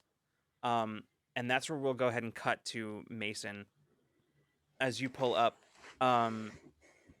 you can see already, basically, you in transit, you were sort of briefed on the situation that you were on the emergency at the annex. Give me a second while I set this. So, you can see immediately that the situation right now ahead of you, you can see the ice drill annex, which thankfully seems mostly intact, but you can see where some of the ice shelf had like fallen away from quite some distance and like basically caused a small avalanche, some of which is now like basically the main drill aspect of the annex is mostly fine and untouched, but the section of the building where where like the offices are, that's the part that has been fully buried. And Solar, as you pull up, she looks and her eyes go wide. She says, "Oh my, that's probably where everybody is. We have to help them." Yes. We do. She immediately like opens the door and starts and like exits the vehicle. Well, I would like to just how much danger are they in? Like I'm gonna just kind of assess the collapse here a Sure. little bit. As you approach, you can look at it. It looks like, so the issue right now is that there's a big part of the outside of the annex that has been just like buried in large chunks of ice. It's not just snow. There are like big ice chunks that have like look like they've actually like crushed part of the outside of the building. It's difficult to tell how much and how bad it is from out here because it's buried, a lot of it. But as you get closer, you can also see that it looks like some of the entrances are sealed and power is just off. There is no power to this place. Which includes, it does include any kind of, the air scrubbers on the inside, as well as heating. Wow. Yeah. Solar just says, "What a mess." As you approach, she like holds out a hand and then just stops and listens, and she says, "There's," and as she's doing that, you listen too, and you can hear it. You can hear sort of like a boom, boom, boom, boom, boom, boom, boom from inside. And she says, Like someone's pounding. sounds like it. Oh. She says, Where? Yeah, go ahead. What? Where is it? Where is the pounding coming from? Is it like right below us, or like right where all the? It's it sounds like it's coming from below you. Yeah. Oh. Like basically like where like the main ice has like kind of collapsed. Like yeah. Where's Olam when you need him? I'm gonna just kind of try to dig. Mm-hmm. Yeah, you kind of dig through some of that stuff. After like a few moments, it's looking pretty clearly like that ice it's gonna be difficult to dig through that. As the thing that's difficult about it is that if you given enough time, it wouldn't be that hard. But right now, heating, like the temperature inside this annex is rapidly dropping. Probably has been dropping for some time because it took you a while to get here. And those people in there, if they're in there for too long, they will probably freeze. Solar, a little help. She looks over and says, "Okay, what do you need me to do?" I need you to. Are there tools? Maybe there are tools in the rover. I can go look. No, I need you to use your powers. She looks at you and then just sort of a horrified expression comes over her face. She says, "No, I don't have that kind of control. If I do it wrong, I could the I could shatter the wrong thing and the ice would collapse on them and You're overthinking it. she If you don't do it, there's a good chance that no one else will be able to get here in time. It's up to us. It's up to you. she nods and then just sort of takes some deep breaths and just I take my fedora off and I put it on her head. You got this. she looks at you and okay. And Mason backs up behind her and is like super nervous. He's like, did I just royally fuck things up a little bit, Okay. like a little bit. She He's being the rock yeah. for her, and then it's when he's out of sight, he's like, whew. Ooh, yeah, she walks up to one of the larger chunks of ice that's kind of in the way, and she holds up a hand and then puts it down. She's like, better start small. And she turns to one of the smaller chunks and then just sort of, okay. You've got this. And you see as she like puts her hand on it and then just sort of, you can see she sort of very softly just sort of kind of begins to whistle. And as she does, you can see there's just a slight cracking on the ice.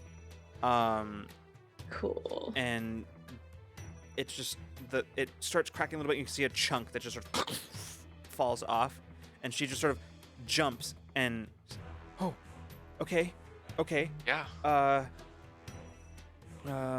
Okay. And she kind of cups her hands together and as she does, you can see that the entire rest of that small chunk just shatters into a bunch of pieces. Like a few pieces like fly past you. And yeah, she's oh, sorry. You can hear the kind of creaking and groaning of ice as it sort of yeah, you can hear as it sort of grinds a little bit. And there's like a few pieces, a few chunks of ice that just collapse and fall. She says, "Ooh, okay. We have to be really careful." She says, "The big one is next, but I just if I shatter it wrong, it'll fall onto what's left of the annex. If we could brace it somehow, maybe I could feel safer. So that make sure that it falls away from the annex when I crack it." Mason thinks for a second, trying to think if maybe there's a way of making it so that the ice would fall the right way. If there's anything around that could brace it. There probably isn't anything in the rover that you could use to brace this. However, I will give you this. There is a possibility that with Mason's using Mason's abilities, I thought about that. if she cracks it and you hit it at the right time, you might be able to prevent it from falling. That's better than my idea, which was to use the rover. The rover, it'd be difficult to get the rover in there without also putting more pressure on the annex.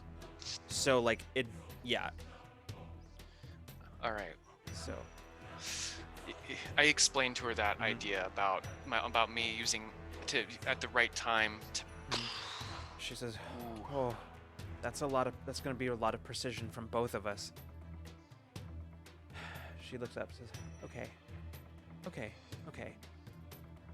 She kind of looks at it and says, and she just sort of places her hand on the big chunk of ice. Like she takes off her glove and puts her hand on the chunk of ice, and just sort of, you can see as she just sort of starts humming, just, and as she does, she looks and says, "There's a weak spot right over there." And she looks at you, says, "I don't know how I know that. I just..." It does matter. You're learning. That's the important thing. Okay.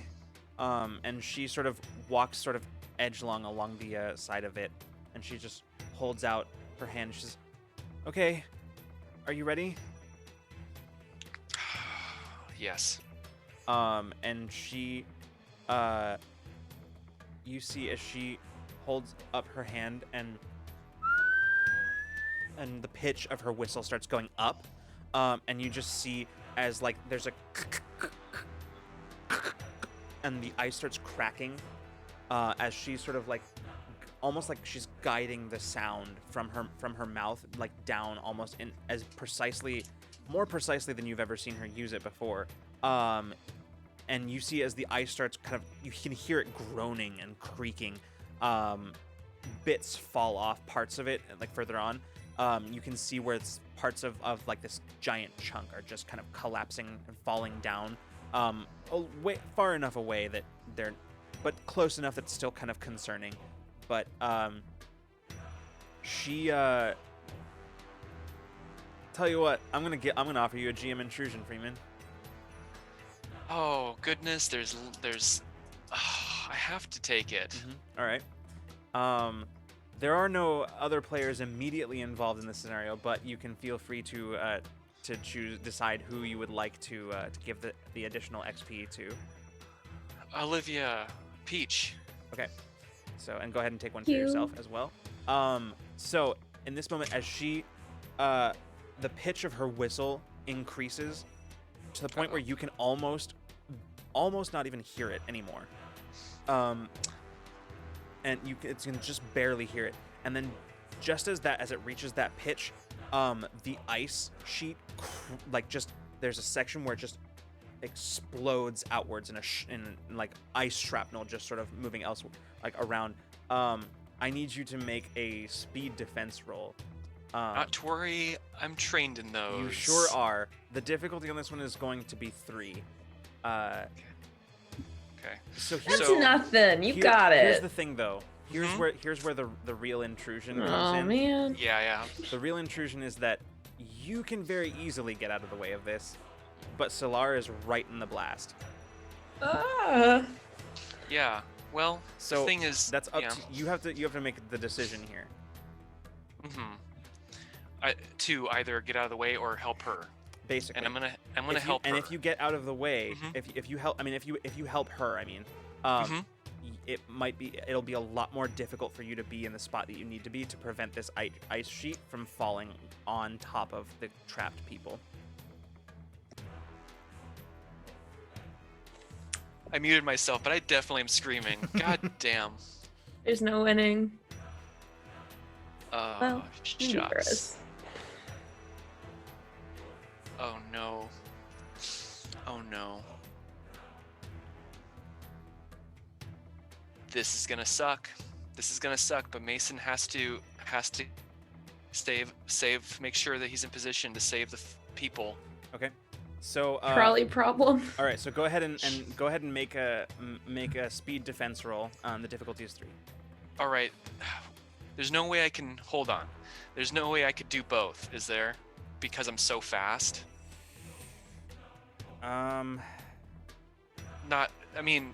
Whether I do it or not is up to a dice roll, but is it possible? I'm gonna say no, and the reason is and here's why. You could easily dodge out of the way yourself, you could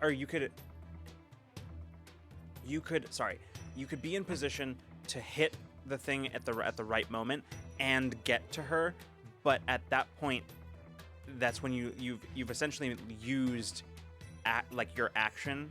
Yes. And so you can get to her, but you can't stop her from taking the shrapnel. In that case, you see what I'm saying? I couldn't be a body shield. Yeah.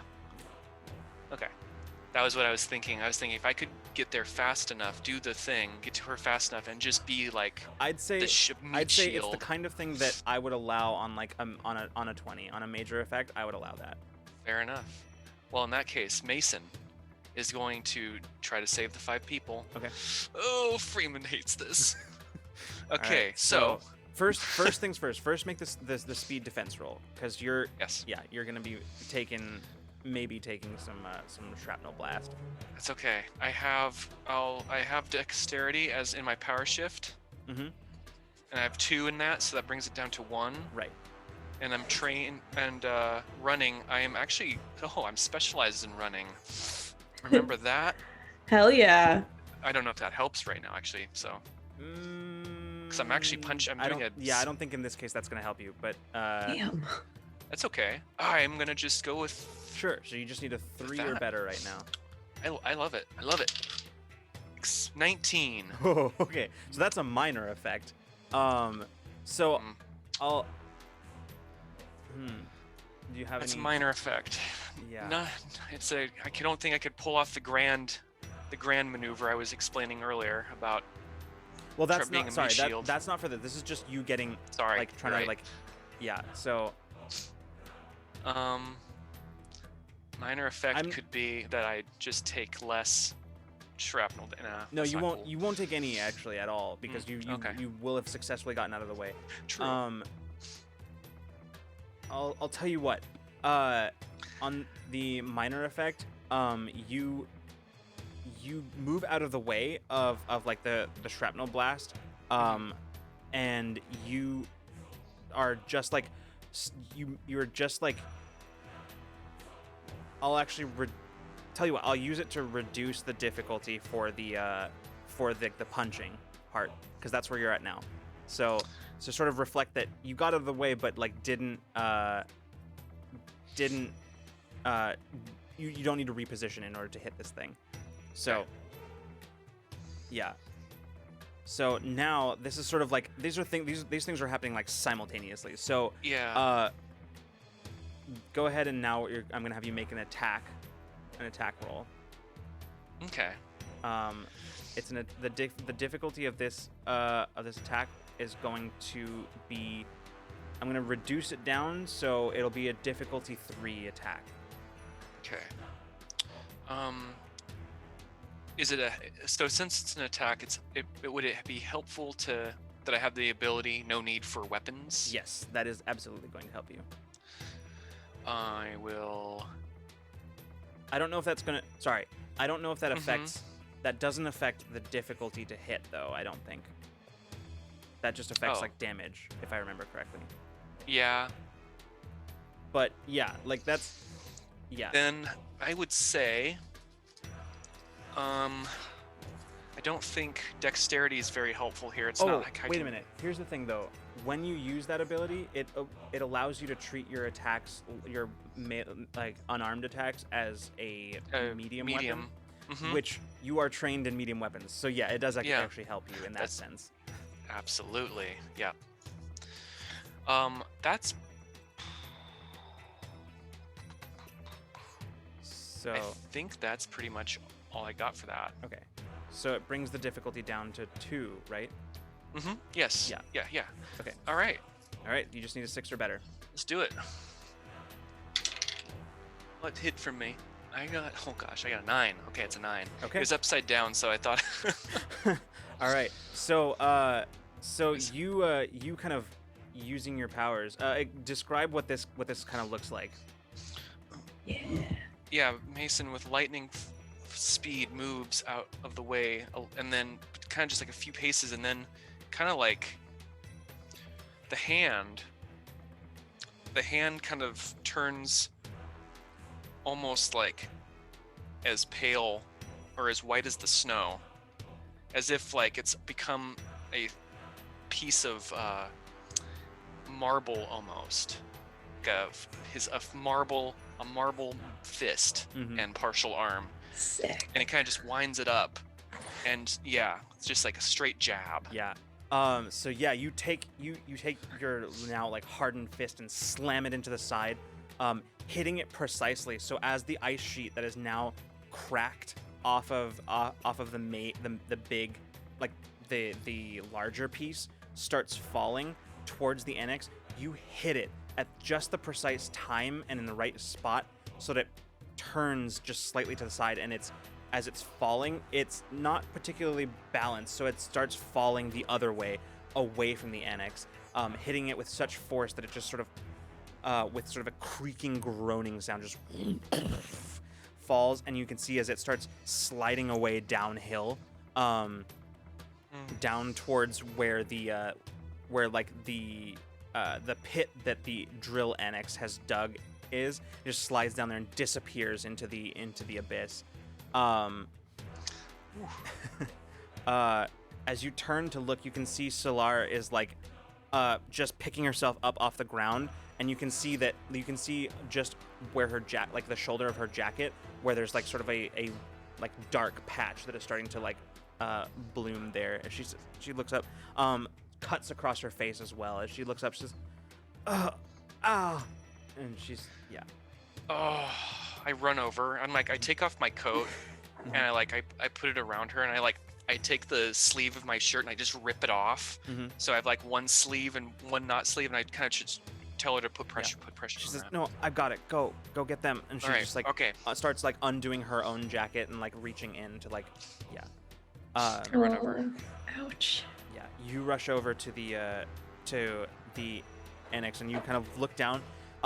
You can see where that like the hatch was, and is now kind of like partially buried, but is no longer being no longer has a piece of a giant chunk of ice sitting on top of it. You can see where they've managed to like somebody inside has managed to open it just like maybe 5 or 6 inches. As they're looking, you can see a face looking out at you. An Anzalonian man who's just sort of looking out. He says, "Oh, I'm so glad somebody's here." He looks inside. He says, "We've got a few injured inside, but most of us are able to get out. Is there a way? I can't get the door open." Mason is gonna look at the door and see if it's electrical, so it's sealed shut. There's no way of manually going about this, is there? It looks like basically right now it looks like it's just the ice that is currently like preventing it from opening fully. So it's more like it's just got a bunch of ice piled up against it. So I'm just gonna kick the ice aside. Yeah. You spend some time doing that, just sort of getting it aside. Has Bina taught you nothing? There's always a manual override on the door. Yes, exactly. As you spend a few minutes, it takes you a few minutes to clear it fully, but when you do, you're finally able to get the door open just like a foot or two. And he kind of like squeezes out through the opening, and looks inside. He says, "Okay." He says, start bringing them out, and you can see a couple of other people inside who are like pulling. There's one person who is kind of on like that they've got basically sort of like on a makeshift God,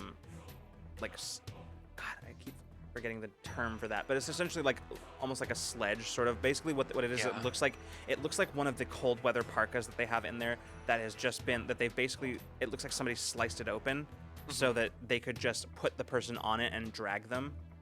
Like a sling or stretcher. Yeah. I forget the name of it. Yeah. Yeah. So Stretcher is the one where Stretcher, you're still alive. yeah. So there's only one person. It looks like as you are looking at these people, kind of helping them out. There's only one person who seems unable to move on their own. Everybody else is just sort of various severity of injuries, but they look to be able to move on their own at least. Okay. I help in whatever way I can. Sure. All right. And with that, as it is coming to, the episode is this whole emergency is starting to come to an end. As you reach in and like help people out one at a time. Solar just sort of eventually kind of slowly moves back to the rover, as one by one some of these people move over to the rover as well. And it's not long before a second rover with with sort of a medical team pulls up, and you see as it pulls up, just basically you've just finished getting everybody out, and as the rover pulls up, and you see a familiar figure stepping out, Abriel, formerly the formerly Awakener's doctor. She an Anzalonian woman, as she steps out, she's sort of fully bundled in winter clothing. She looks around and starts kind of ordering the medical team that she has with her. She says, get that one on a gurney and get him inside. And she says, we're gonna need to get him back to the base as soon as possible. She looks around. She sees you, Mason, and she steps over towards where you and Solar are standing next to the rover, and she says, "Eventful day." Yes. You could you could say that. She looks at Solar. She says, "Let me see that." And Solar very gingerly pulls the coat aside, and she says, "Nasty." She says, "But nothing we can't treat." She says, she reaches into her doctor's bag and pulls out a tube of nanogel, and just sort of begins applying it onto the wound. She says, "There you go. That should hold you until we can get you back. For now, it'll she says, should keep you patched up just for a few minutes until we can get you back." And Solar just nods and says, "Thanks, doctor." And Abriel kind of glances around and looks, and she just says, "Shit." Says,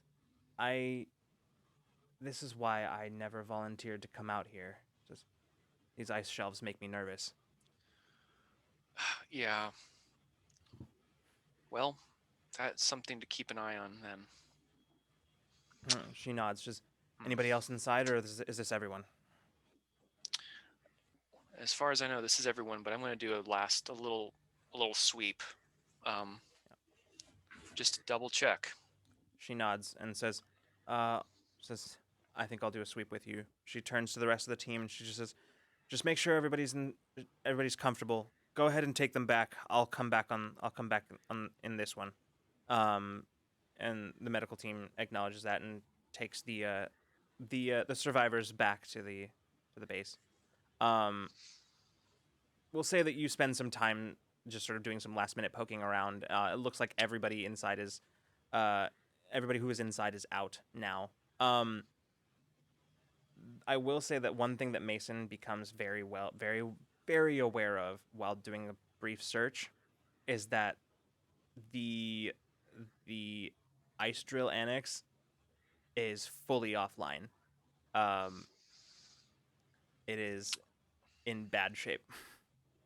It's been damaged. Mm-hmm. Oh, I do not want to report that to Wire. We're gonna go ahead and cut ahead a little bit. We're gonna cut back to base as you're arriving back in the hangar, pulling in the rovers up the ramp to the hangar floor. You step out. You and Abriel and Solar step out of the rover, and Abriel just turns to Solar and she says, "Med bay now." She says, "I'll take you." She nods and she turns. Solar turns to you, Mason, and she says, "Well, not much for a first mission out, I suppose." No, you did fine.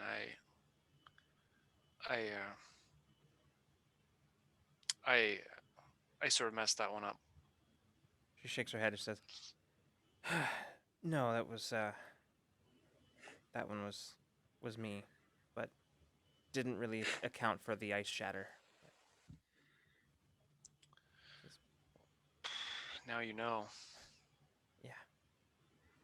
You're right, though. I think without me, those people would probably still be in there, and maybe they wouldn't have gotten out at all.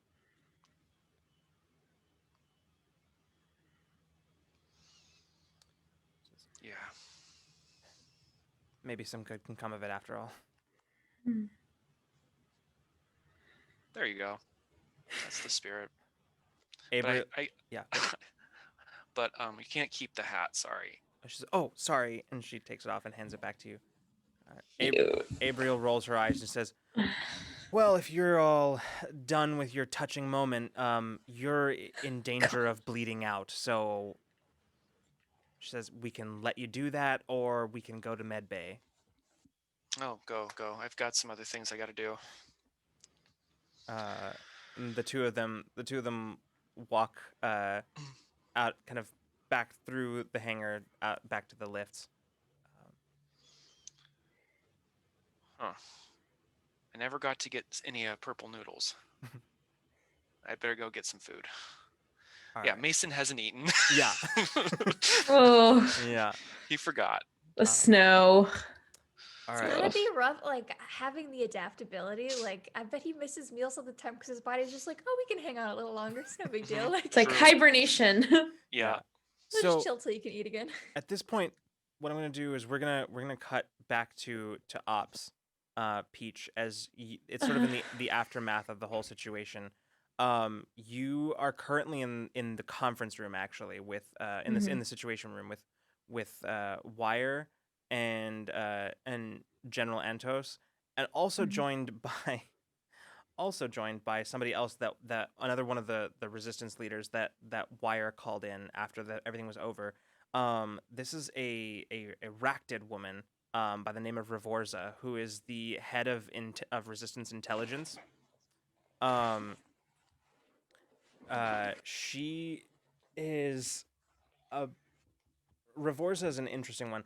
For those who may not remember or know, Ractids are a species that come from beyond they come from the region nearest dark space beyond the border worlds, where and they are a species of as far as most of the galaxy knows them as loners, as very individualistic, not exactly team players most of the time, and therefore most often found in professions where they don't really have to work with others, like bounty hunting or mercenary work. And because of that, as well as some history where there was at one point a Racted armada that at one point threatened to burn its way across the known galaxy. They have a bit of a As they do. reputation. They have a bit of a reputation, in the rest of the galaxy, and therefore are pretty rare outside of the border worlds. They tend to kind of keep to themselves for the most part. Revorza is an interesting one, as she basically they Ractids are a anthropomorphic arachnid species, with sort of two kind of main arms, as well as an additional two sets of sort of almost like vestigial arms that like protrude from their back, and very often Ractids they will cybernetically enhance themselves. Revorza is interesting because she has no cybernetics whatsoever. So she's currently, as you are all there, she's standing with her arms, her two kind of main primary arms sort of crossed, looking over the reports, and she's just shaking her head as sort of like her kind of like mandibles sort of clicking a little bit, as she just says, "I mean, I suppose it could be sabotage, but without any evidence, I'm not willing to make that claim just yet." Something that has to be considered, but two could be a coincidence, or there could be some hostile force at work here. Two could be a coincidence, or it could be the beginning of a pattern. I'd say it's important to keep our eyes open and make sure that we I'll get some of my people investigating, making sure that everything is as it should be, and everyone who is supposed to be here is here, and there are no extras. Good. She kind of glances around and says, "If there's nothing else, I'd like to get started right away." Go ahead. She nods Thank you. and leaves. as General Antos is sort of frowning at the reports, and he just shakes his head. He says, "All right. Well, if there's a saboteur, then that means that we have to be on the lookout for possible military action as well." Don't get ahead of yourself. We don't know. We don't have any proof of there being a saboteur, and we don't want people to get paranoid. He kind of So keep this quiet for now. he says 12 minutes. 12 minutes is how long it would take to scramble the fleets. He says from the time that a potential enemy incursion would enter the system, it would take them approximately 8.5 minutes to arrive here. Mm-hmm. That gives us almost no time, no margin for error. Says, I think right now we don't know the answer, and therefore we should take every precaution. We should behave as if we are under attack.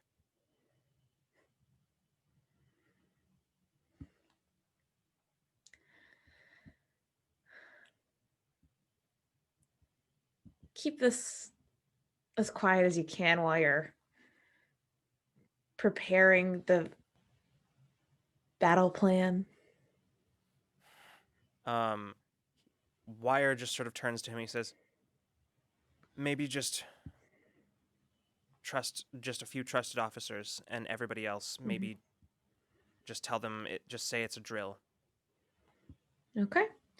And if there's a saboteur anywhere on the space, I think between myself and Reborsa, we'll find them pretty quickly. He kind of glanced sidelong at Wire and then looks at you. And just, he turns to Wire and he says, understood. And he leaves the room.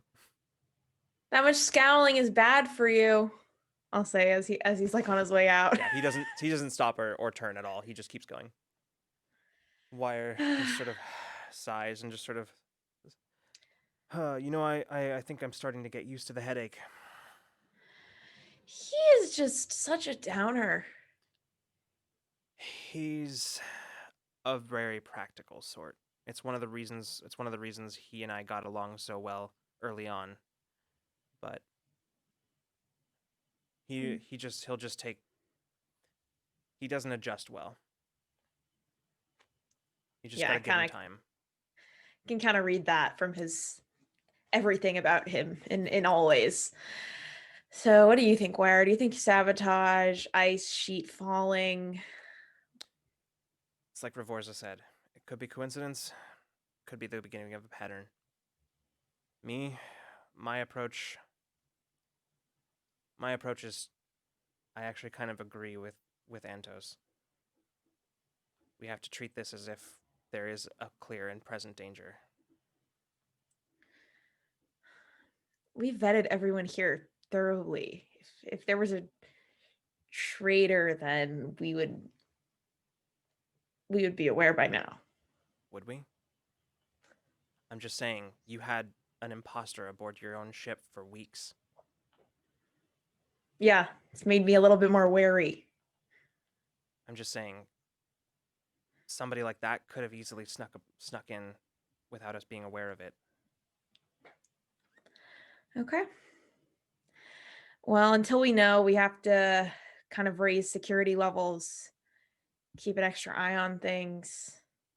I'll get Patch on it, and I'll have them mobilize some of their security teams and start doing sweeps. Yeah. Which is maybe I might even send a call up to Decker up on the observation platform. Yeah. Make sure if there is a saboteur, one of the things that they'll want to do first is knock out our long-range sensors. That orbital platform, it's a tempting target. That's true. If it was a saboteur, I think that they would have been a little bit more careful about their targets. I mean, what, 5 people near, a collapsing ice shelf, one device that we had going. It just doesn't make a lot of sense. I mean, they've effectively cut off our water supply for the time being. But yeah, I know what you mean. It's not the place I would have gone first either. Yeah. Okay. Well, I'll check on this as best as I can. Add it to the list. All right. I'll send up a call to Decker and see what he has to say. I'll give him a heads up about, well, just to be on the lookout. Okay. Maybe Mason found some clues on the site. Yeah. We can only hope.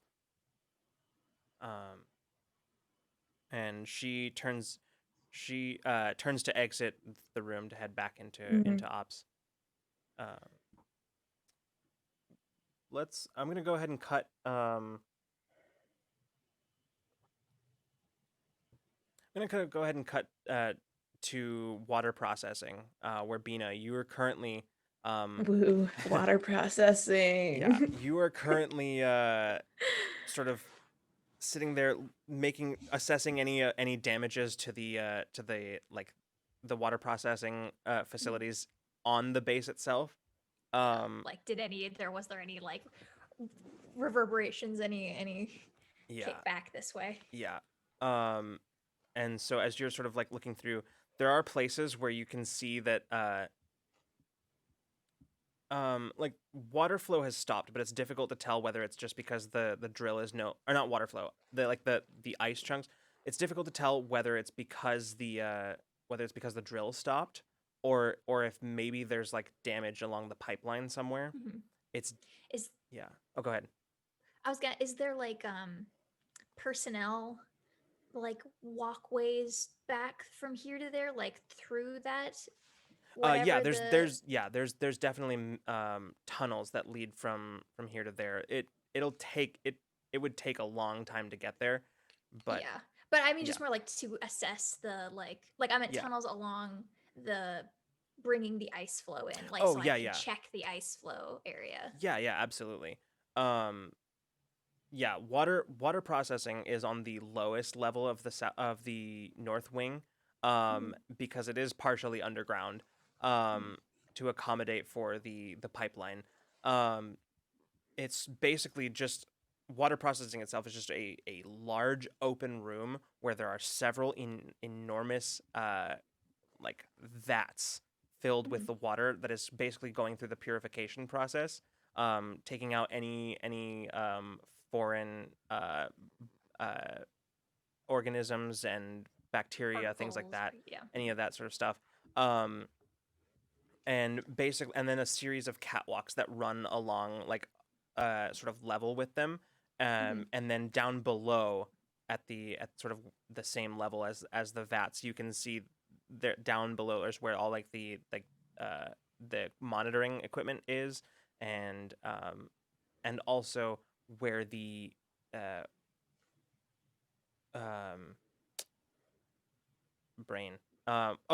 where like essentially the pipes that go off into the rest of the base are, that kind of pipe water off into wherever it needs to go. The pipeline, the ice flow pipeline that you are in is kind of at the level of the catwalk that goes basically off in through a tunnel in the wall and just proceeds along, following this just enormous pipe that's probably about 20 feet in diameter, and you sort of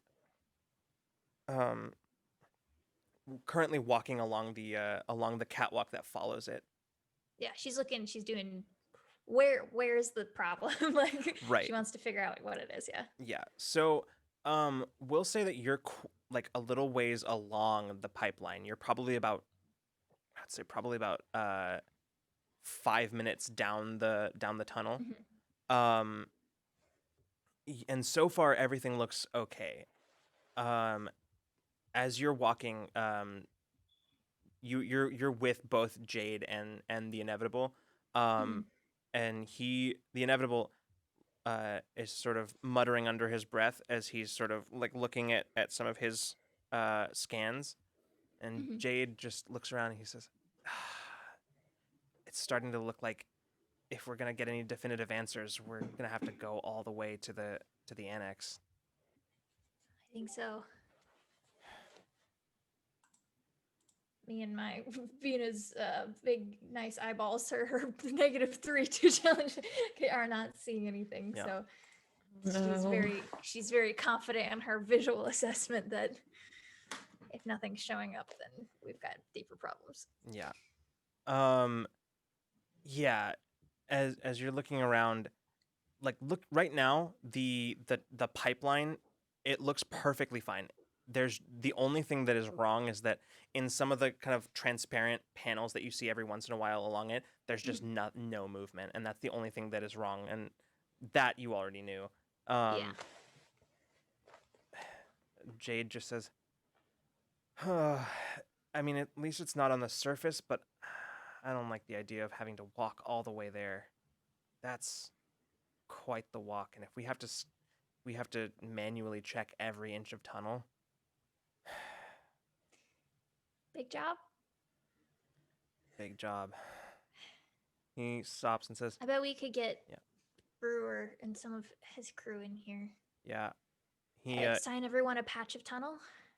he nods and like goes to his terminal and starts opening communications. He says, "Damn it." He says, bad time of day.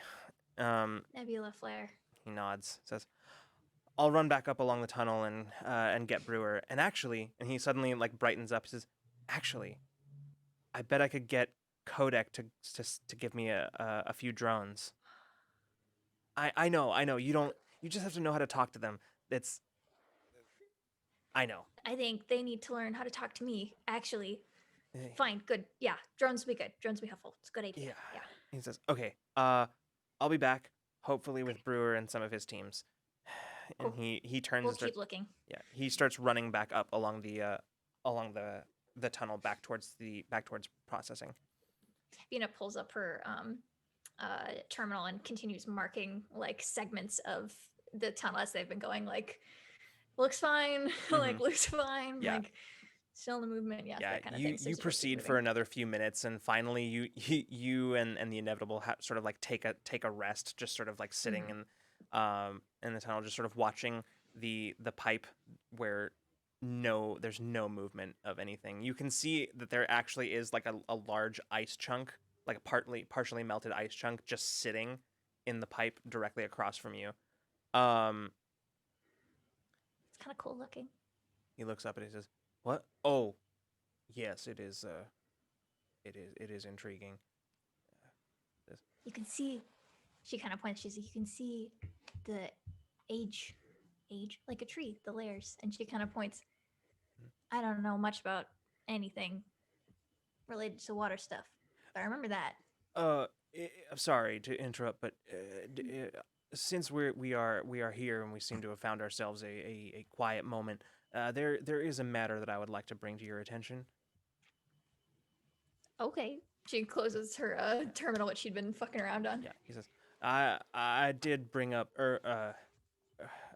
earlier the fact that I was having a bit of a well, finding. Problems with affection? Yes, exactly. Says, well, Did and you talk to them? well, that's actually exactly why I wanted to have this conversation, because this individual in question, she's in this tunnel with us right now, with me right now. She's you.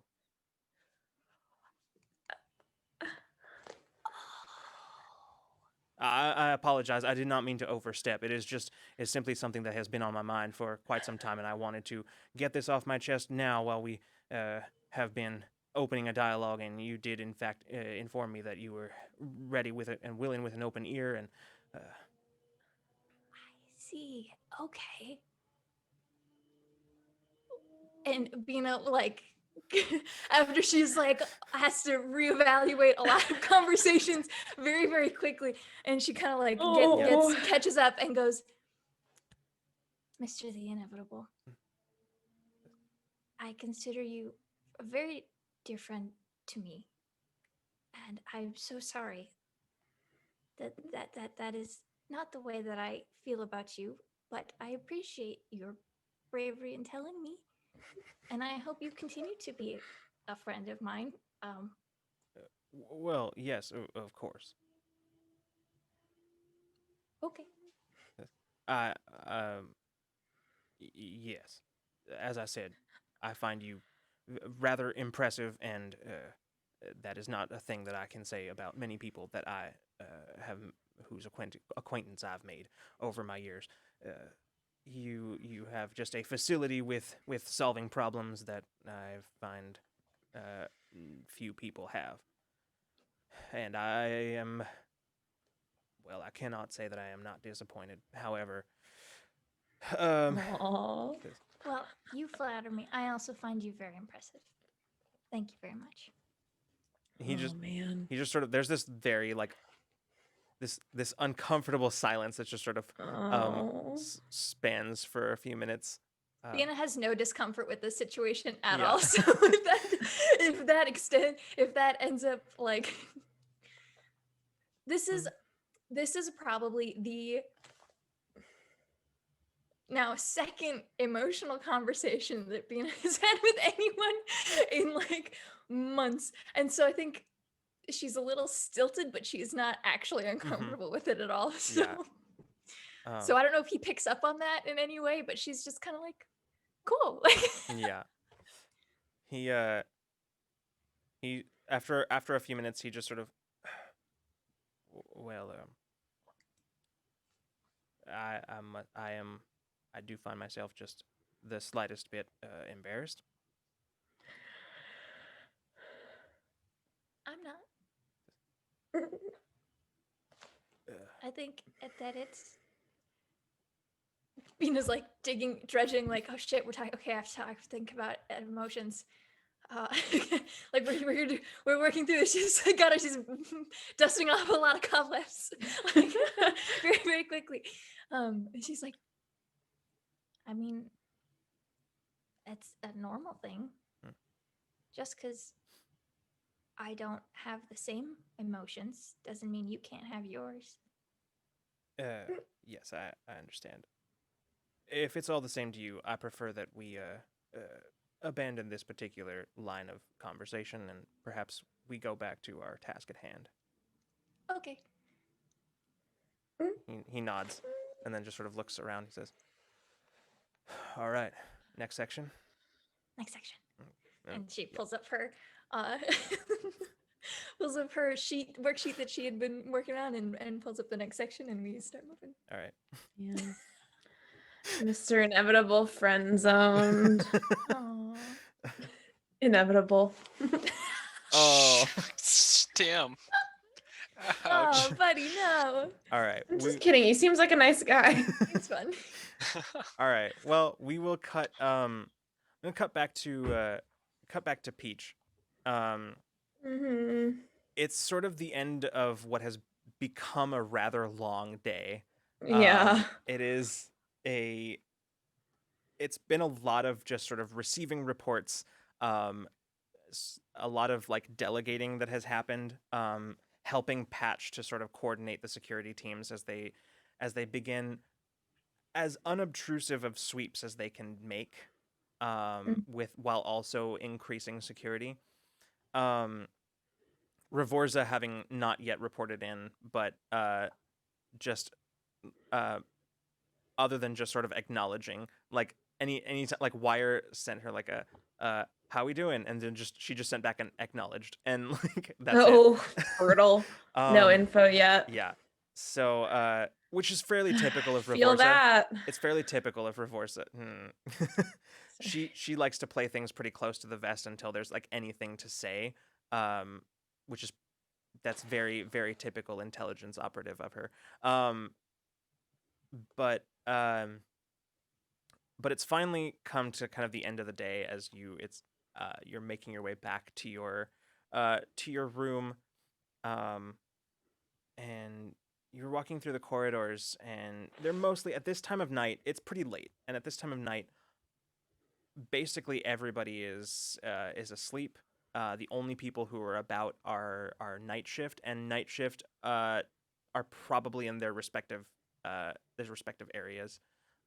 Not a whole lot of maintenance sweeps happening at this time of night. Mostly it's just people monitoring the equipment, making sure everything's working the way that it should. So you're walking down mostly deserted corridors. But as you turn one corridor, as you're making your way towards the lifts, you hear sort of a clattering sound. And just as you were about to turn towards the lifts, and you look down the opposite way, down the hallway, and you see somebody, there's somebody over there in a maintenance jumpsuit, who is like currently lifting one of the wall panels and putting it back into place on the wall. They just sort of crouched down, haven't seemed to have noticed you yet. Can I read their surface thoughts? Yeah.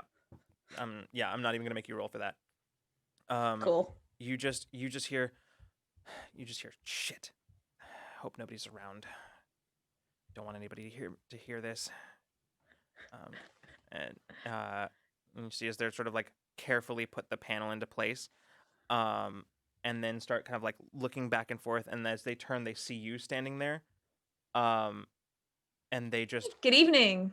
They just hi. You can see a sorry, brain. A Nelfin man who is he's sort of like slightly like kind of like more blue tinted skin, very like a very light clear color of eyes, as he turns to you, just sort of a rather slight build. He turns to you, and you can see that he's very, very clearly uncomfortable at your presence here. Yeah, and so do I recognize him? Not immediately. You don't recognize this person immediately. Okay. And where are we in the base? Like what panel did they just come out of? Like what area? This is you're in the south wing. This is just one level above residential. It's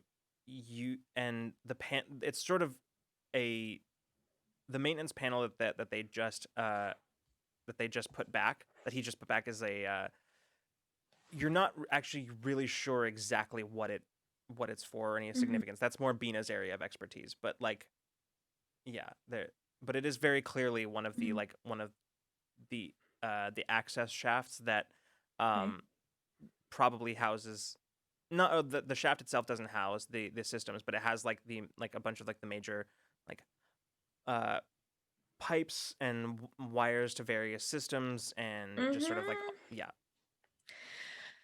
Okay. I'm just gonna kind of turn back to them and just say, were you working on something for Bina?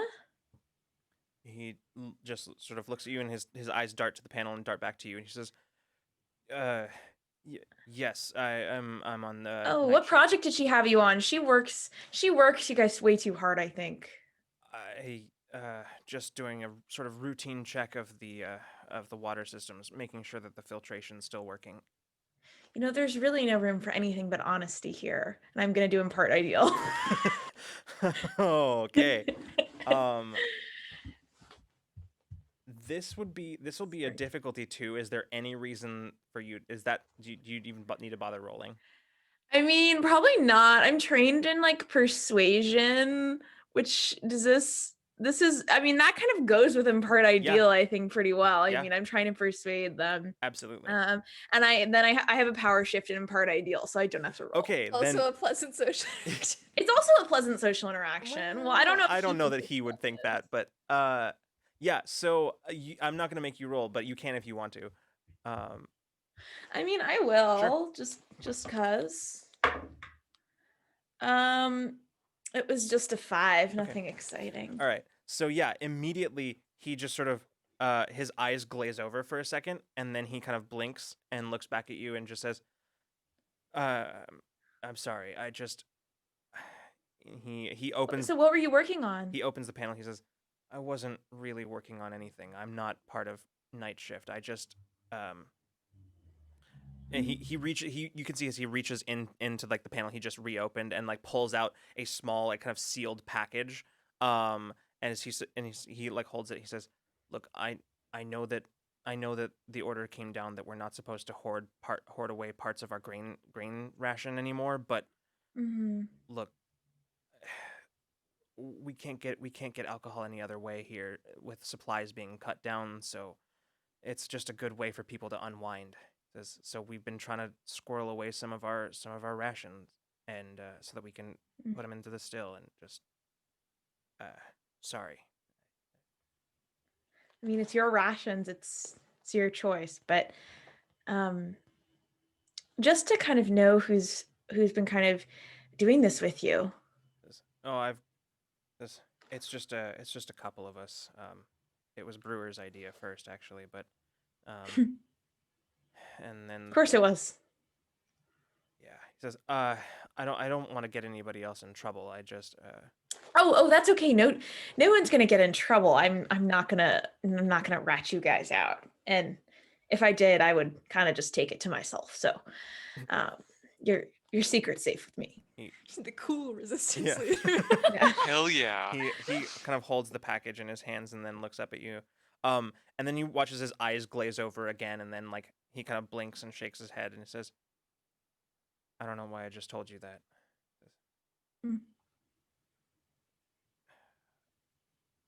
He takes it and he like like puts it back, like unsure really what to do, like watching you the whole time. He like puts it back where he had it and like slides the panel back into place.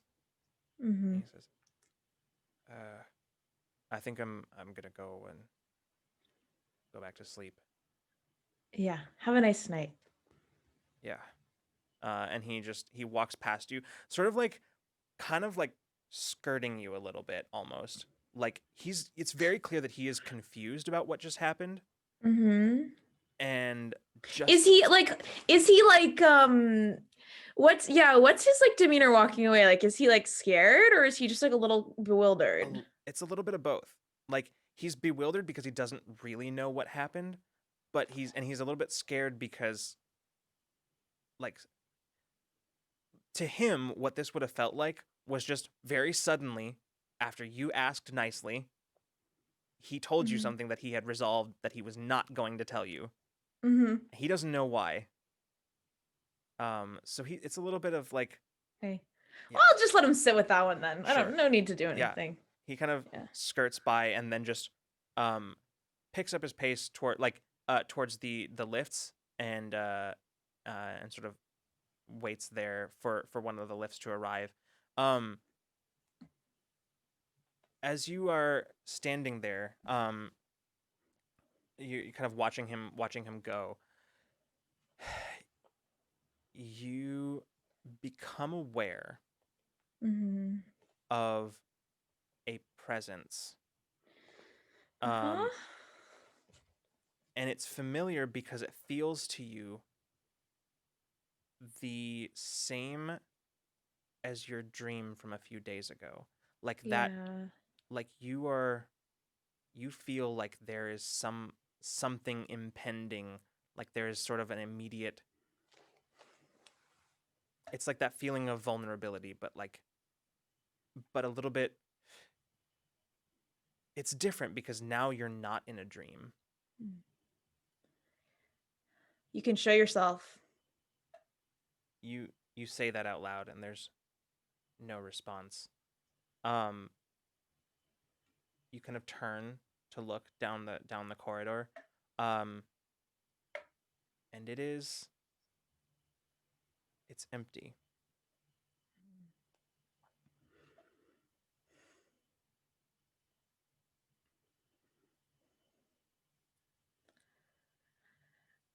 I'm going to kind of pace around the base for a little while, like just kind of walking around and a little bit restless, and kind of keeping up feelers for kind of that presence. Yeah, I mean, if there's anything that seems like suspicious, I'll check it out, but otherwise I'm not really looking for anything. Sure. I'm just kind of walking. Yeah. You wander for a while. And Like if I run across people that need something, I'll like, help them out or like yeah, there's not too, like I said, there's not too many people in the corridors at this time of night. Occasionally, very like maybe once or twice, you walk past one of the night shift who are like specifically night shift security, who are just sort of patrolling. But other than that, there's really nobody. Anybody who is up at this time is probably at their station. You wander for a while, and you eventually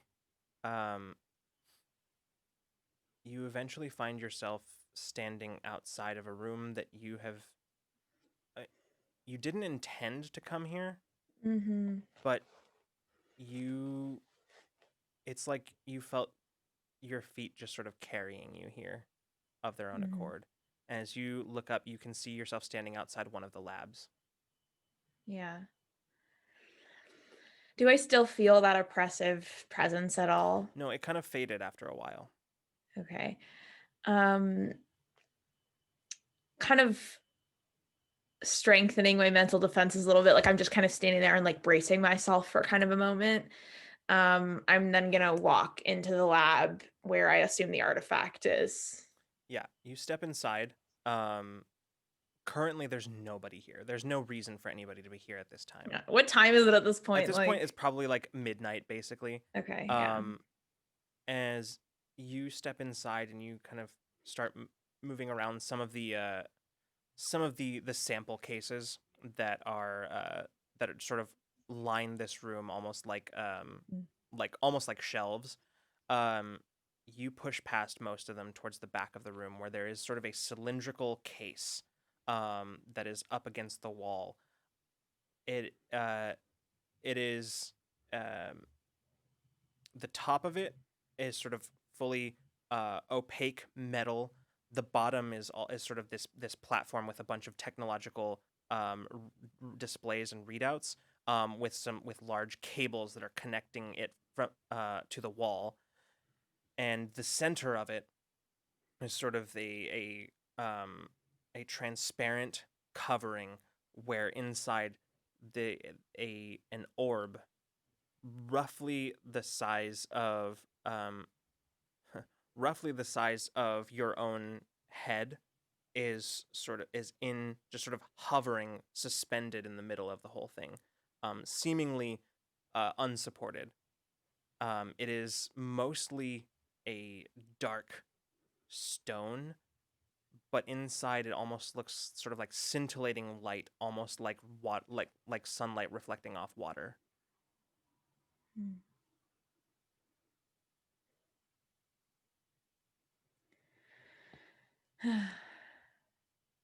Good evening. We're gonna go ahead and cut for a moment to Mason. Mason, it is it's nighttime. It's late at night, and you're just sitting in your room. You and Zaya sitting up currently at your desk, with a bunch of charts in front of you as Zaya has been sort of going over her training regiment ideas with you. She just sort of slouches back in her chair, holding a tumbler of whiskey in her hand, and a pencil between her fingers, as she just sort of sips and just says, I mean, I think it's a pretty solid routine. I don't know. Well, I do like that there's running involved. It's good to Yeah. get the cardio going at first, and that is a good idea with the obstacles as well. Yeah, I'm thinking about maybe asking the kid to see if he might reprogram some of those drones for us. Maybe uh, give him some kind of actual, uh, even if it's a simulated threat, it's something for combat drills. Yeah, that's good. I like that. Peach could help too and make some kind of, I don't know what she does really still, but Zaya nods and frowns, and something spooky. she frowns and looks at you and says, "Look, full disclosure, I don't know that that's the best idea." All right, I'm listening. I've gotten to spend a bunch of time with her recently, and I don't know. At first, I didn't really notice it, but lately, I've been noticing that there's. Look, I get it. Sulon was rough on all of us, but all of you in particular. But I don't know. She changed that day. I can't put my finger on it, but there's something different, like an edge that wasn't there before. I actually think that's a good thing, don't you? Suppose it depends on the kind of edge that it is.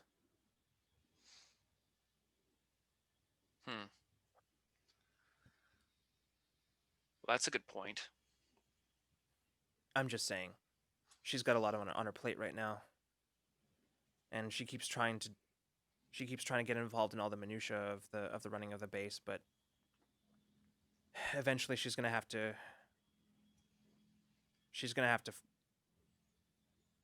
It's management. Eventually, she's gonna have to realize that she can't micromanage everything.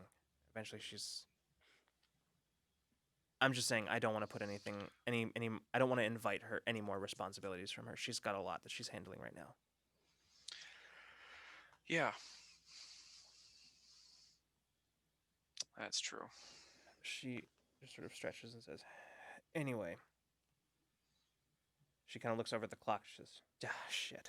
She takes another sip. Says, "Oh, I gotta be up pretending to be bright-eyed and bushy-tailed to go back to training with Peach." And then we have to train more. Yeah. So Yeah. I'm thinking I might have to jumble some schedules around, but yeah, I think that's good. let's see, how long are these trainings? Uh, Like almost an hour. Well, except you can see on the off days. On the off days, we have them do just sort of basic drills, just to keep them in shape, but not exhausting them. Yeah. All right. Well, get some rest. Yeah, you too. She stands up and drains the last of the whiskey, pours herself another one, takes it down, sets it back, and says, "See you in the morning." And she leaves. What am I doing? I have a real glass. Yeah, she leaves the room. You sit back in your in your chair for a bit. What's Mason thinking about right now? Oh.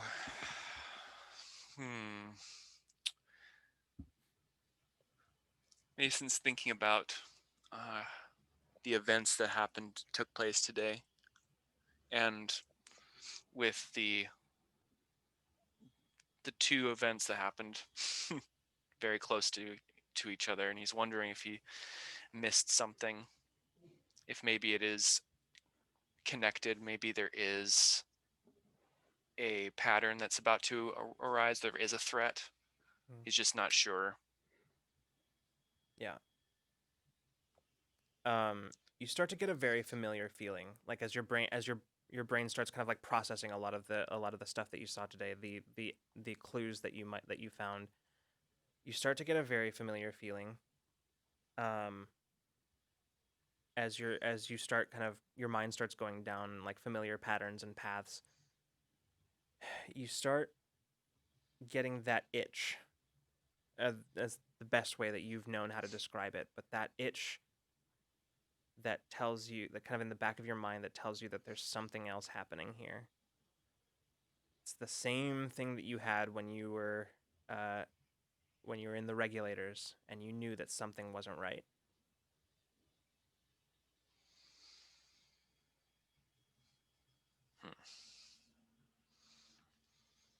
Something is not right here.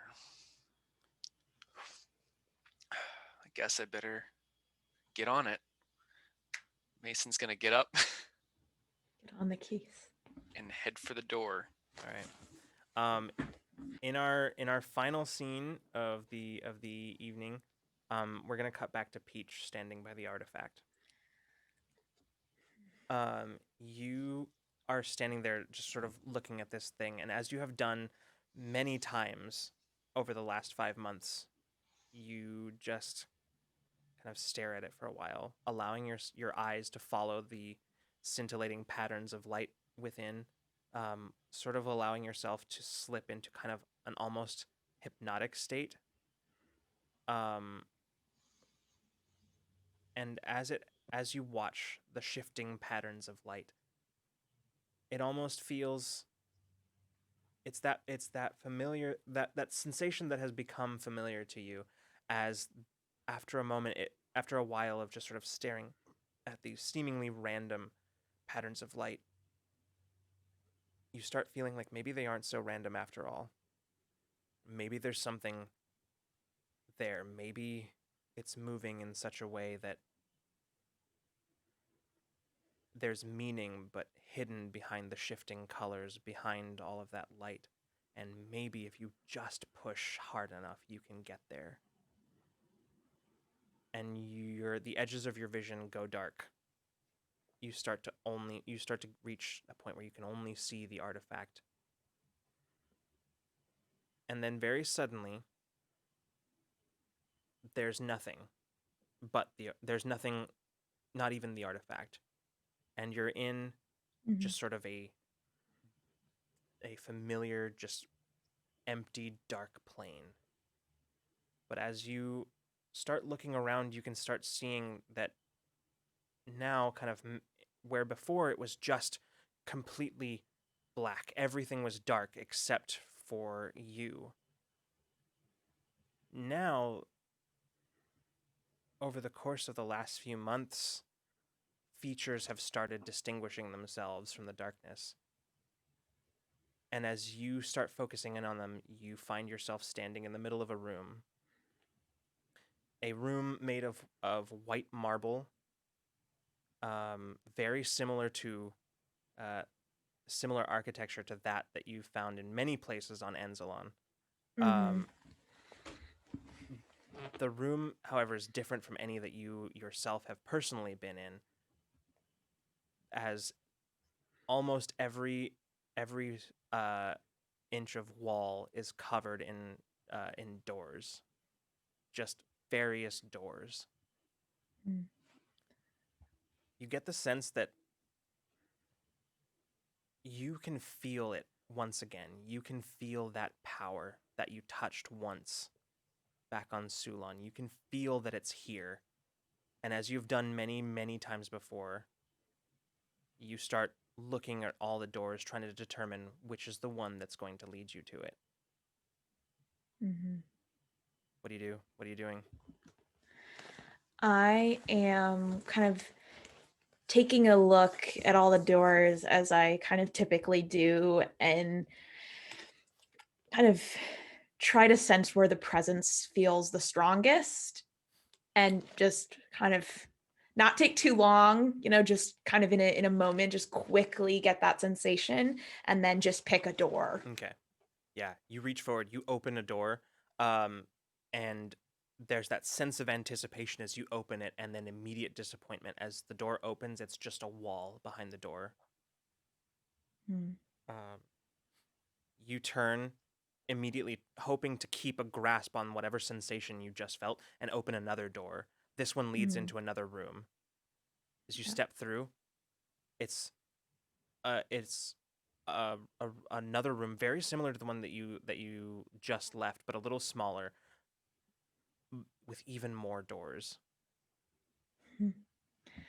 And I'm gonna kind of repeat the pattern. Like I'm going to keep kind of seeking for the door that feels like the right one to open. Yeah, you just kind of keep opening doors. Sometimes it's a wall. Sometimes you walk into a completely different room with more doors or less doors.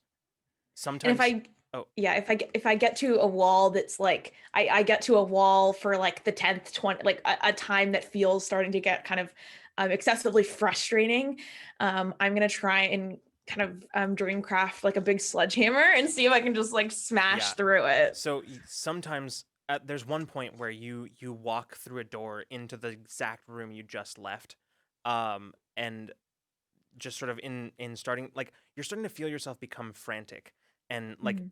almost hysterical. And as you reach one Mhm. of the doors, you open it, and there's just a wall. And as you do, you can see you just sort of manifest just this enormous sledgehammer that just begins sort of pulling together from the dream stuffs around you, and you take it and just slam it into the wall, which shatters.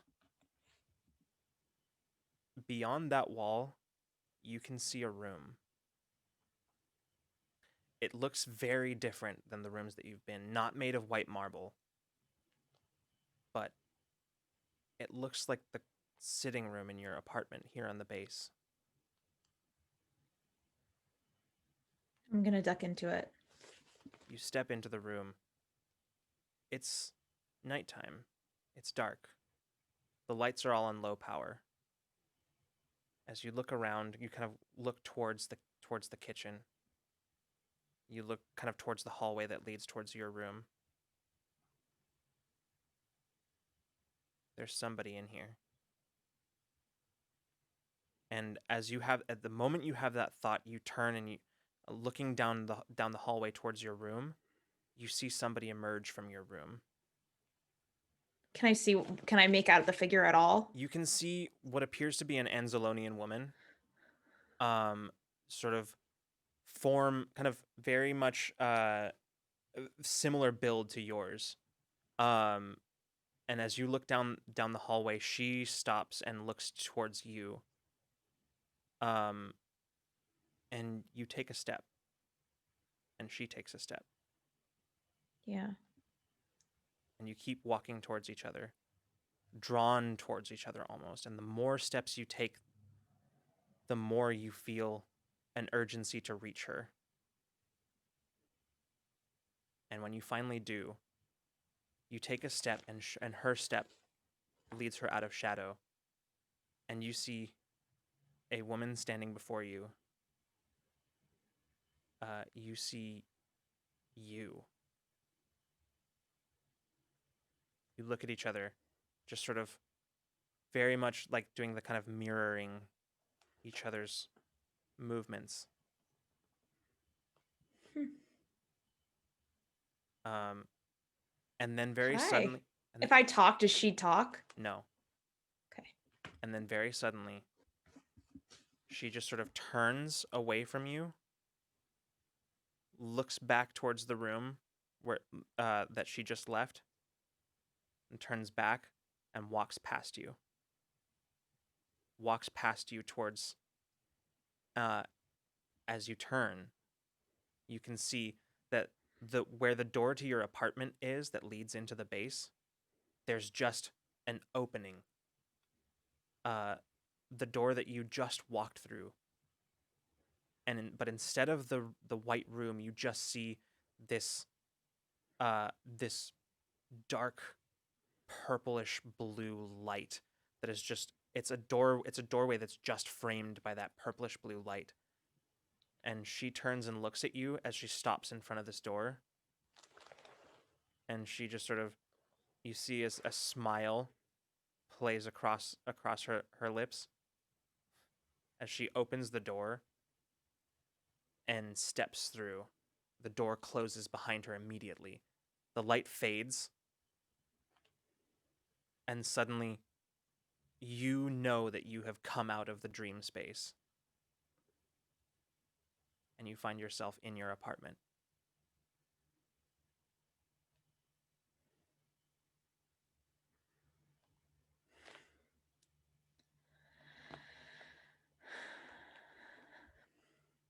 Do I feel like someone's there with me? It's not as immediate as when you stepped in, and it's gradually fading. But you do feel like there was or is somebody very close by.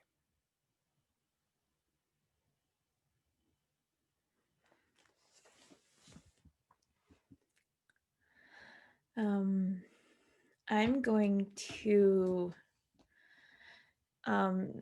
do two things almost immediately. First, I'm going to light a candle to kind of just have the sound of it kind of going and just an action to do. And then I'm immediately going to pull up footage of the apartment to see if I walked in here.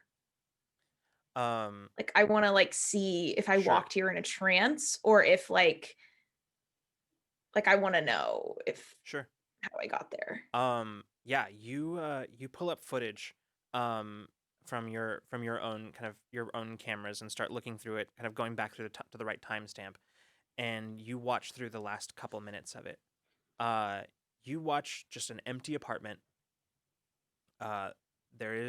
There's no movement, nobody comes in or out as far as you can see, and then very suddenly you watch as the camera starts kind of glitching. You can see like the distortion lines across the feed, and you watch as where the door to your apartment is, you watch as it just shatters inward. There is nothing beyond that door but just it's pitch black beyond your apartment door as it shatters inward. And you watch as you watch yourself step through, suddenly emerging from that pitch darkness, stepping into your apartment. And as you turn on the feed, you watch yourself turn and look in the direction of the hallway. And behind you on the feed, you see that darkness start as you look at it, you can see this sort of, at first it looks like just an opaque black plane in the doorway, but the more you look at it, the more you start noticing that there is movement there. There is movement in that darkness. Something is some sort of roiling, twisting beyond that dark plane. And you watch yourself step out of frame of the footage.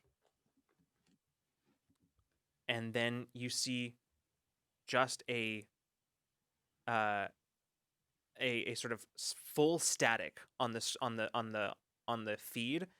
It lasts for less than a second, a fraction of a second, and then vanishes with sort of slight distortion lines that gradually peter out. But by the time it all clears up, the door is back, and the apartment looks normal, and you just see yourself standing in the middle of the room. I'm gonna definitely like clip that footage and immediately save it. And I'm going to go and like touch the door. Yeah. And it feels solid. It feels solid. But you reach up, you touch the door, and even though you're feeling the door, it is solid.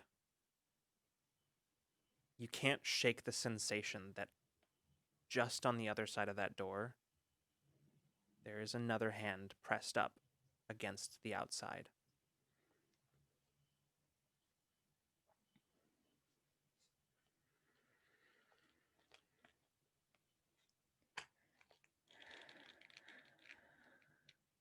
And I think that's where we're going to call tonight's episode.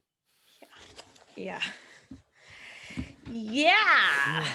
What? Cool. Oh. I am very scared. This is that's a bit terrifying, isn't it? Cool. Yeah. Cool. All right, everybody. Wow. Awesome. Thanks everybody for coming and hanging out. Thank you so much for the raid, Cypher Unlimited. I didn't catch the notification when it came in, but thank you so much. And Al, thank you for the bits. Thank you everybody who followed and subscribed tonight. We are so excited to be back with our new season. Bit of a Mason centric episode this time around. Yeah. I only found that out maybe a few seconds before we actually went live. I Hey, love you it. saved 5 people. Yeah, it was like right Loved it. before. It was like during the intro video, and I was like, We were coming back from the I was like, okay, we're going live. Oh, by the way, this is a Mason centric episode. Okay, let's go. Was that like as And you're we're back. Oh yeah. Yeah. Love it. It's All on the right. fly. Yeah. It's all improvised. All right, everybody. I know these last couple of days have been hard. They don't look like they're gonna get any easier. I want everybody to take care of themselves, and make sure that you're taking care of all the people around you. We gotta look out for each other. So everybody have a good night and good zone, and we'll see you the next time you decide to come roll with us. Bye.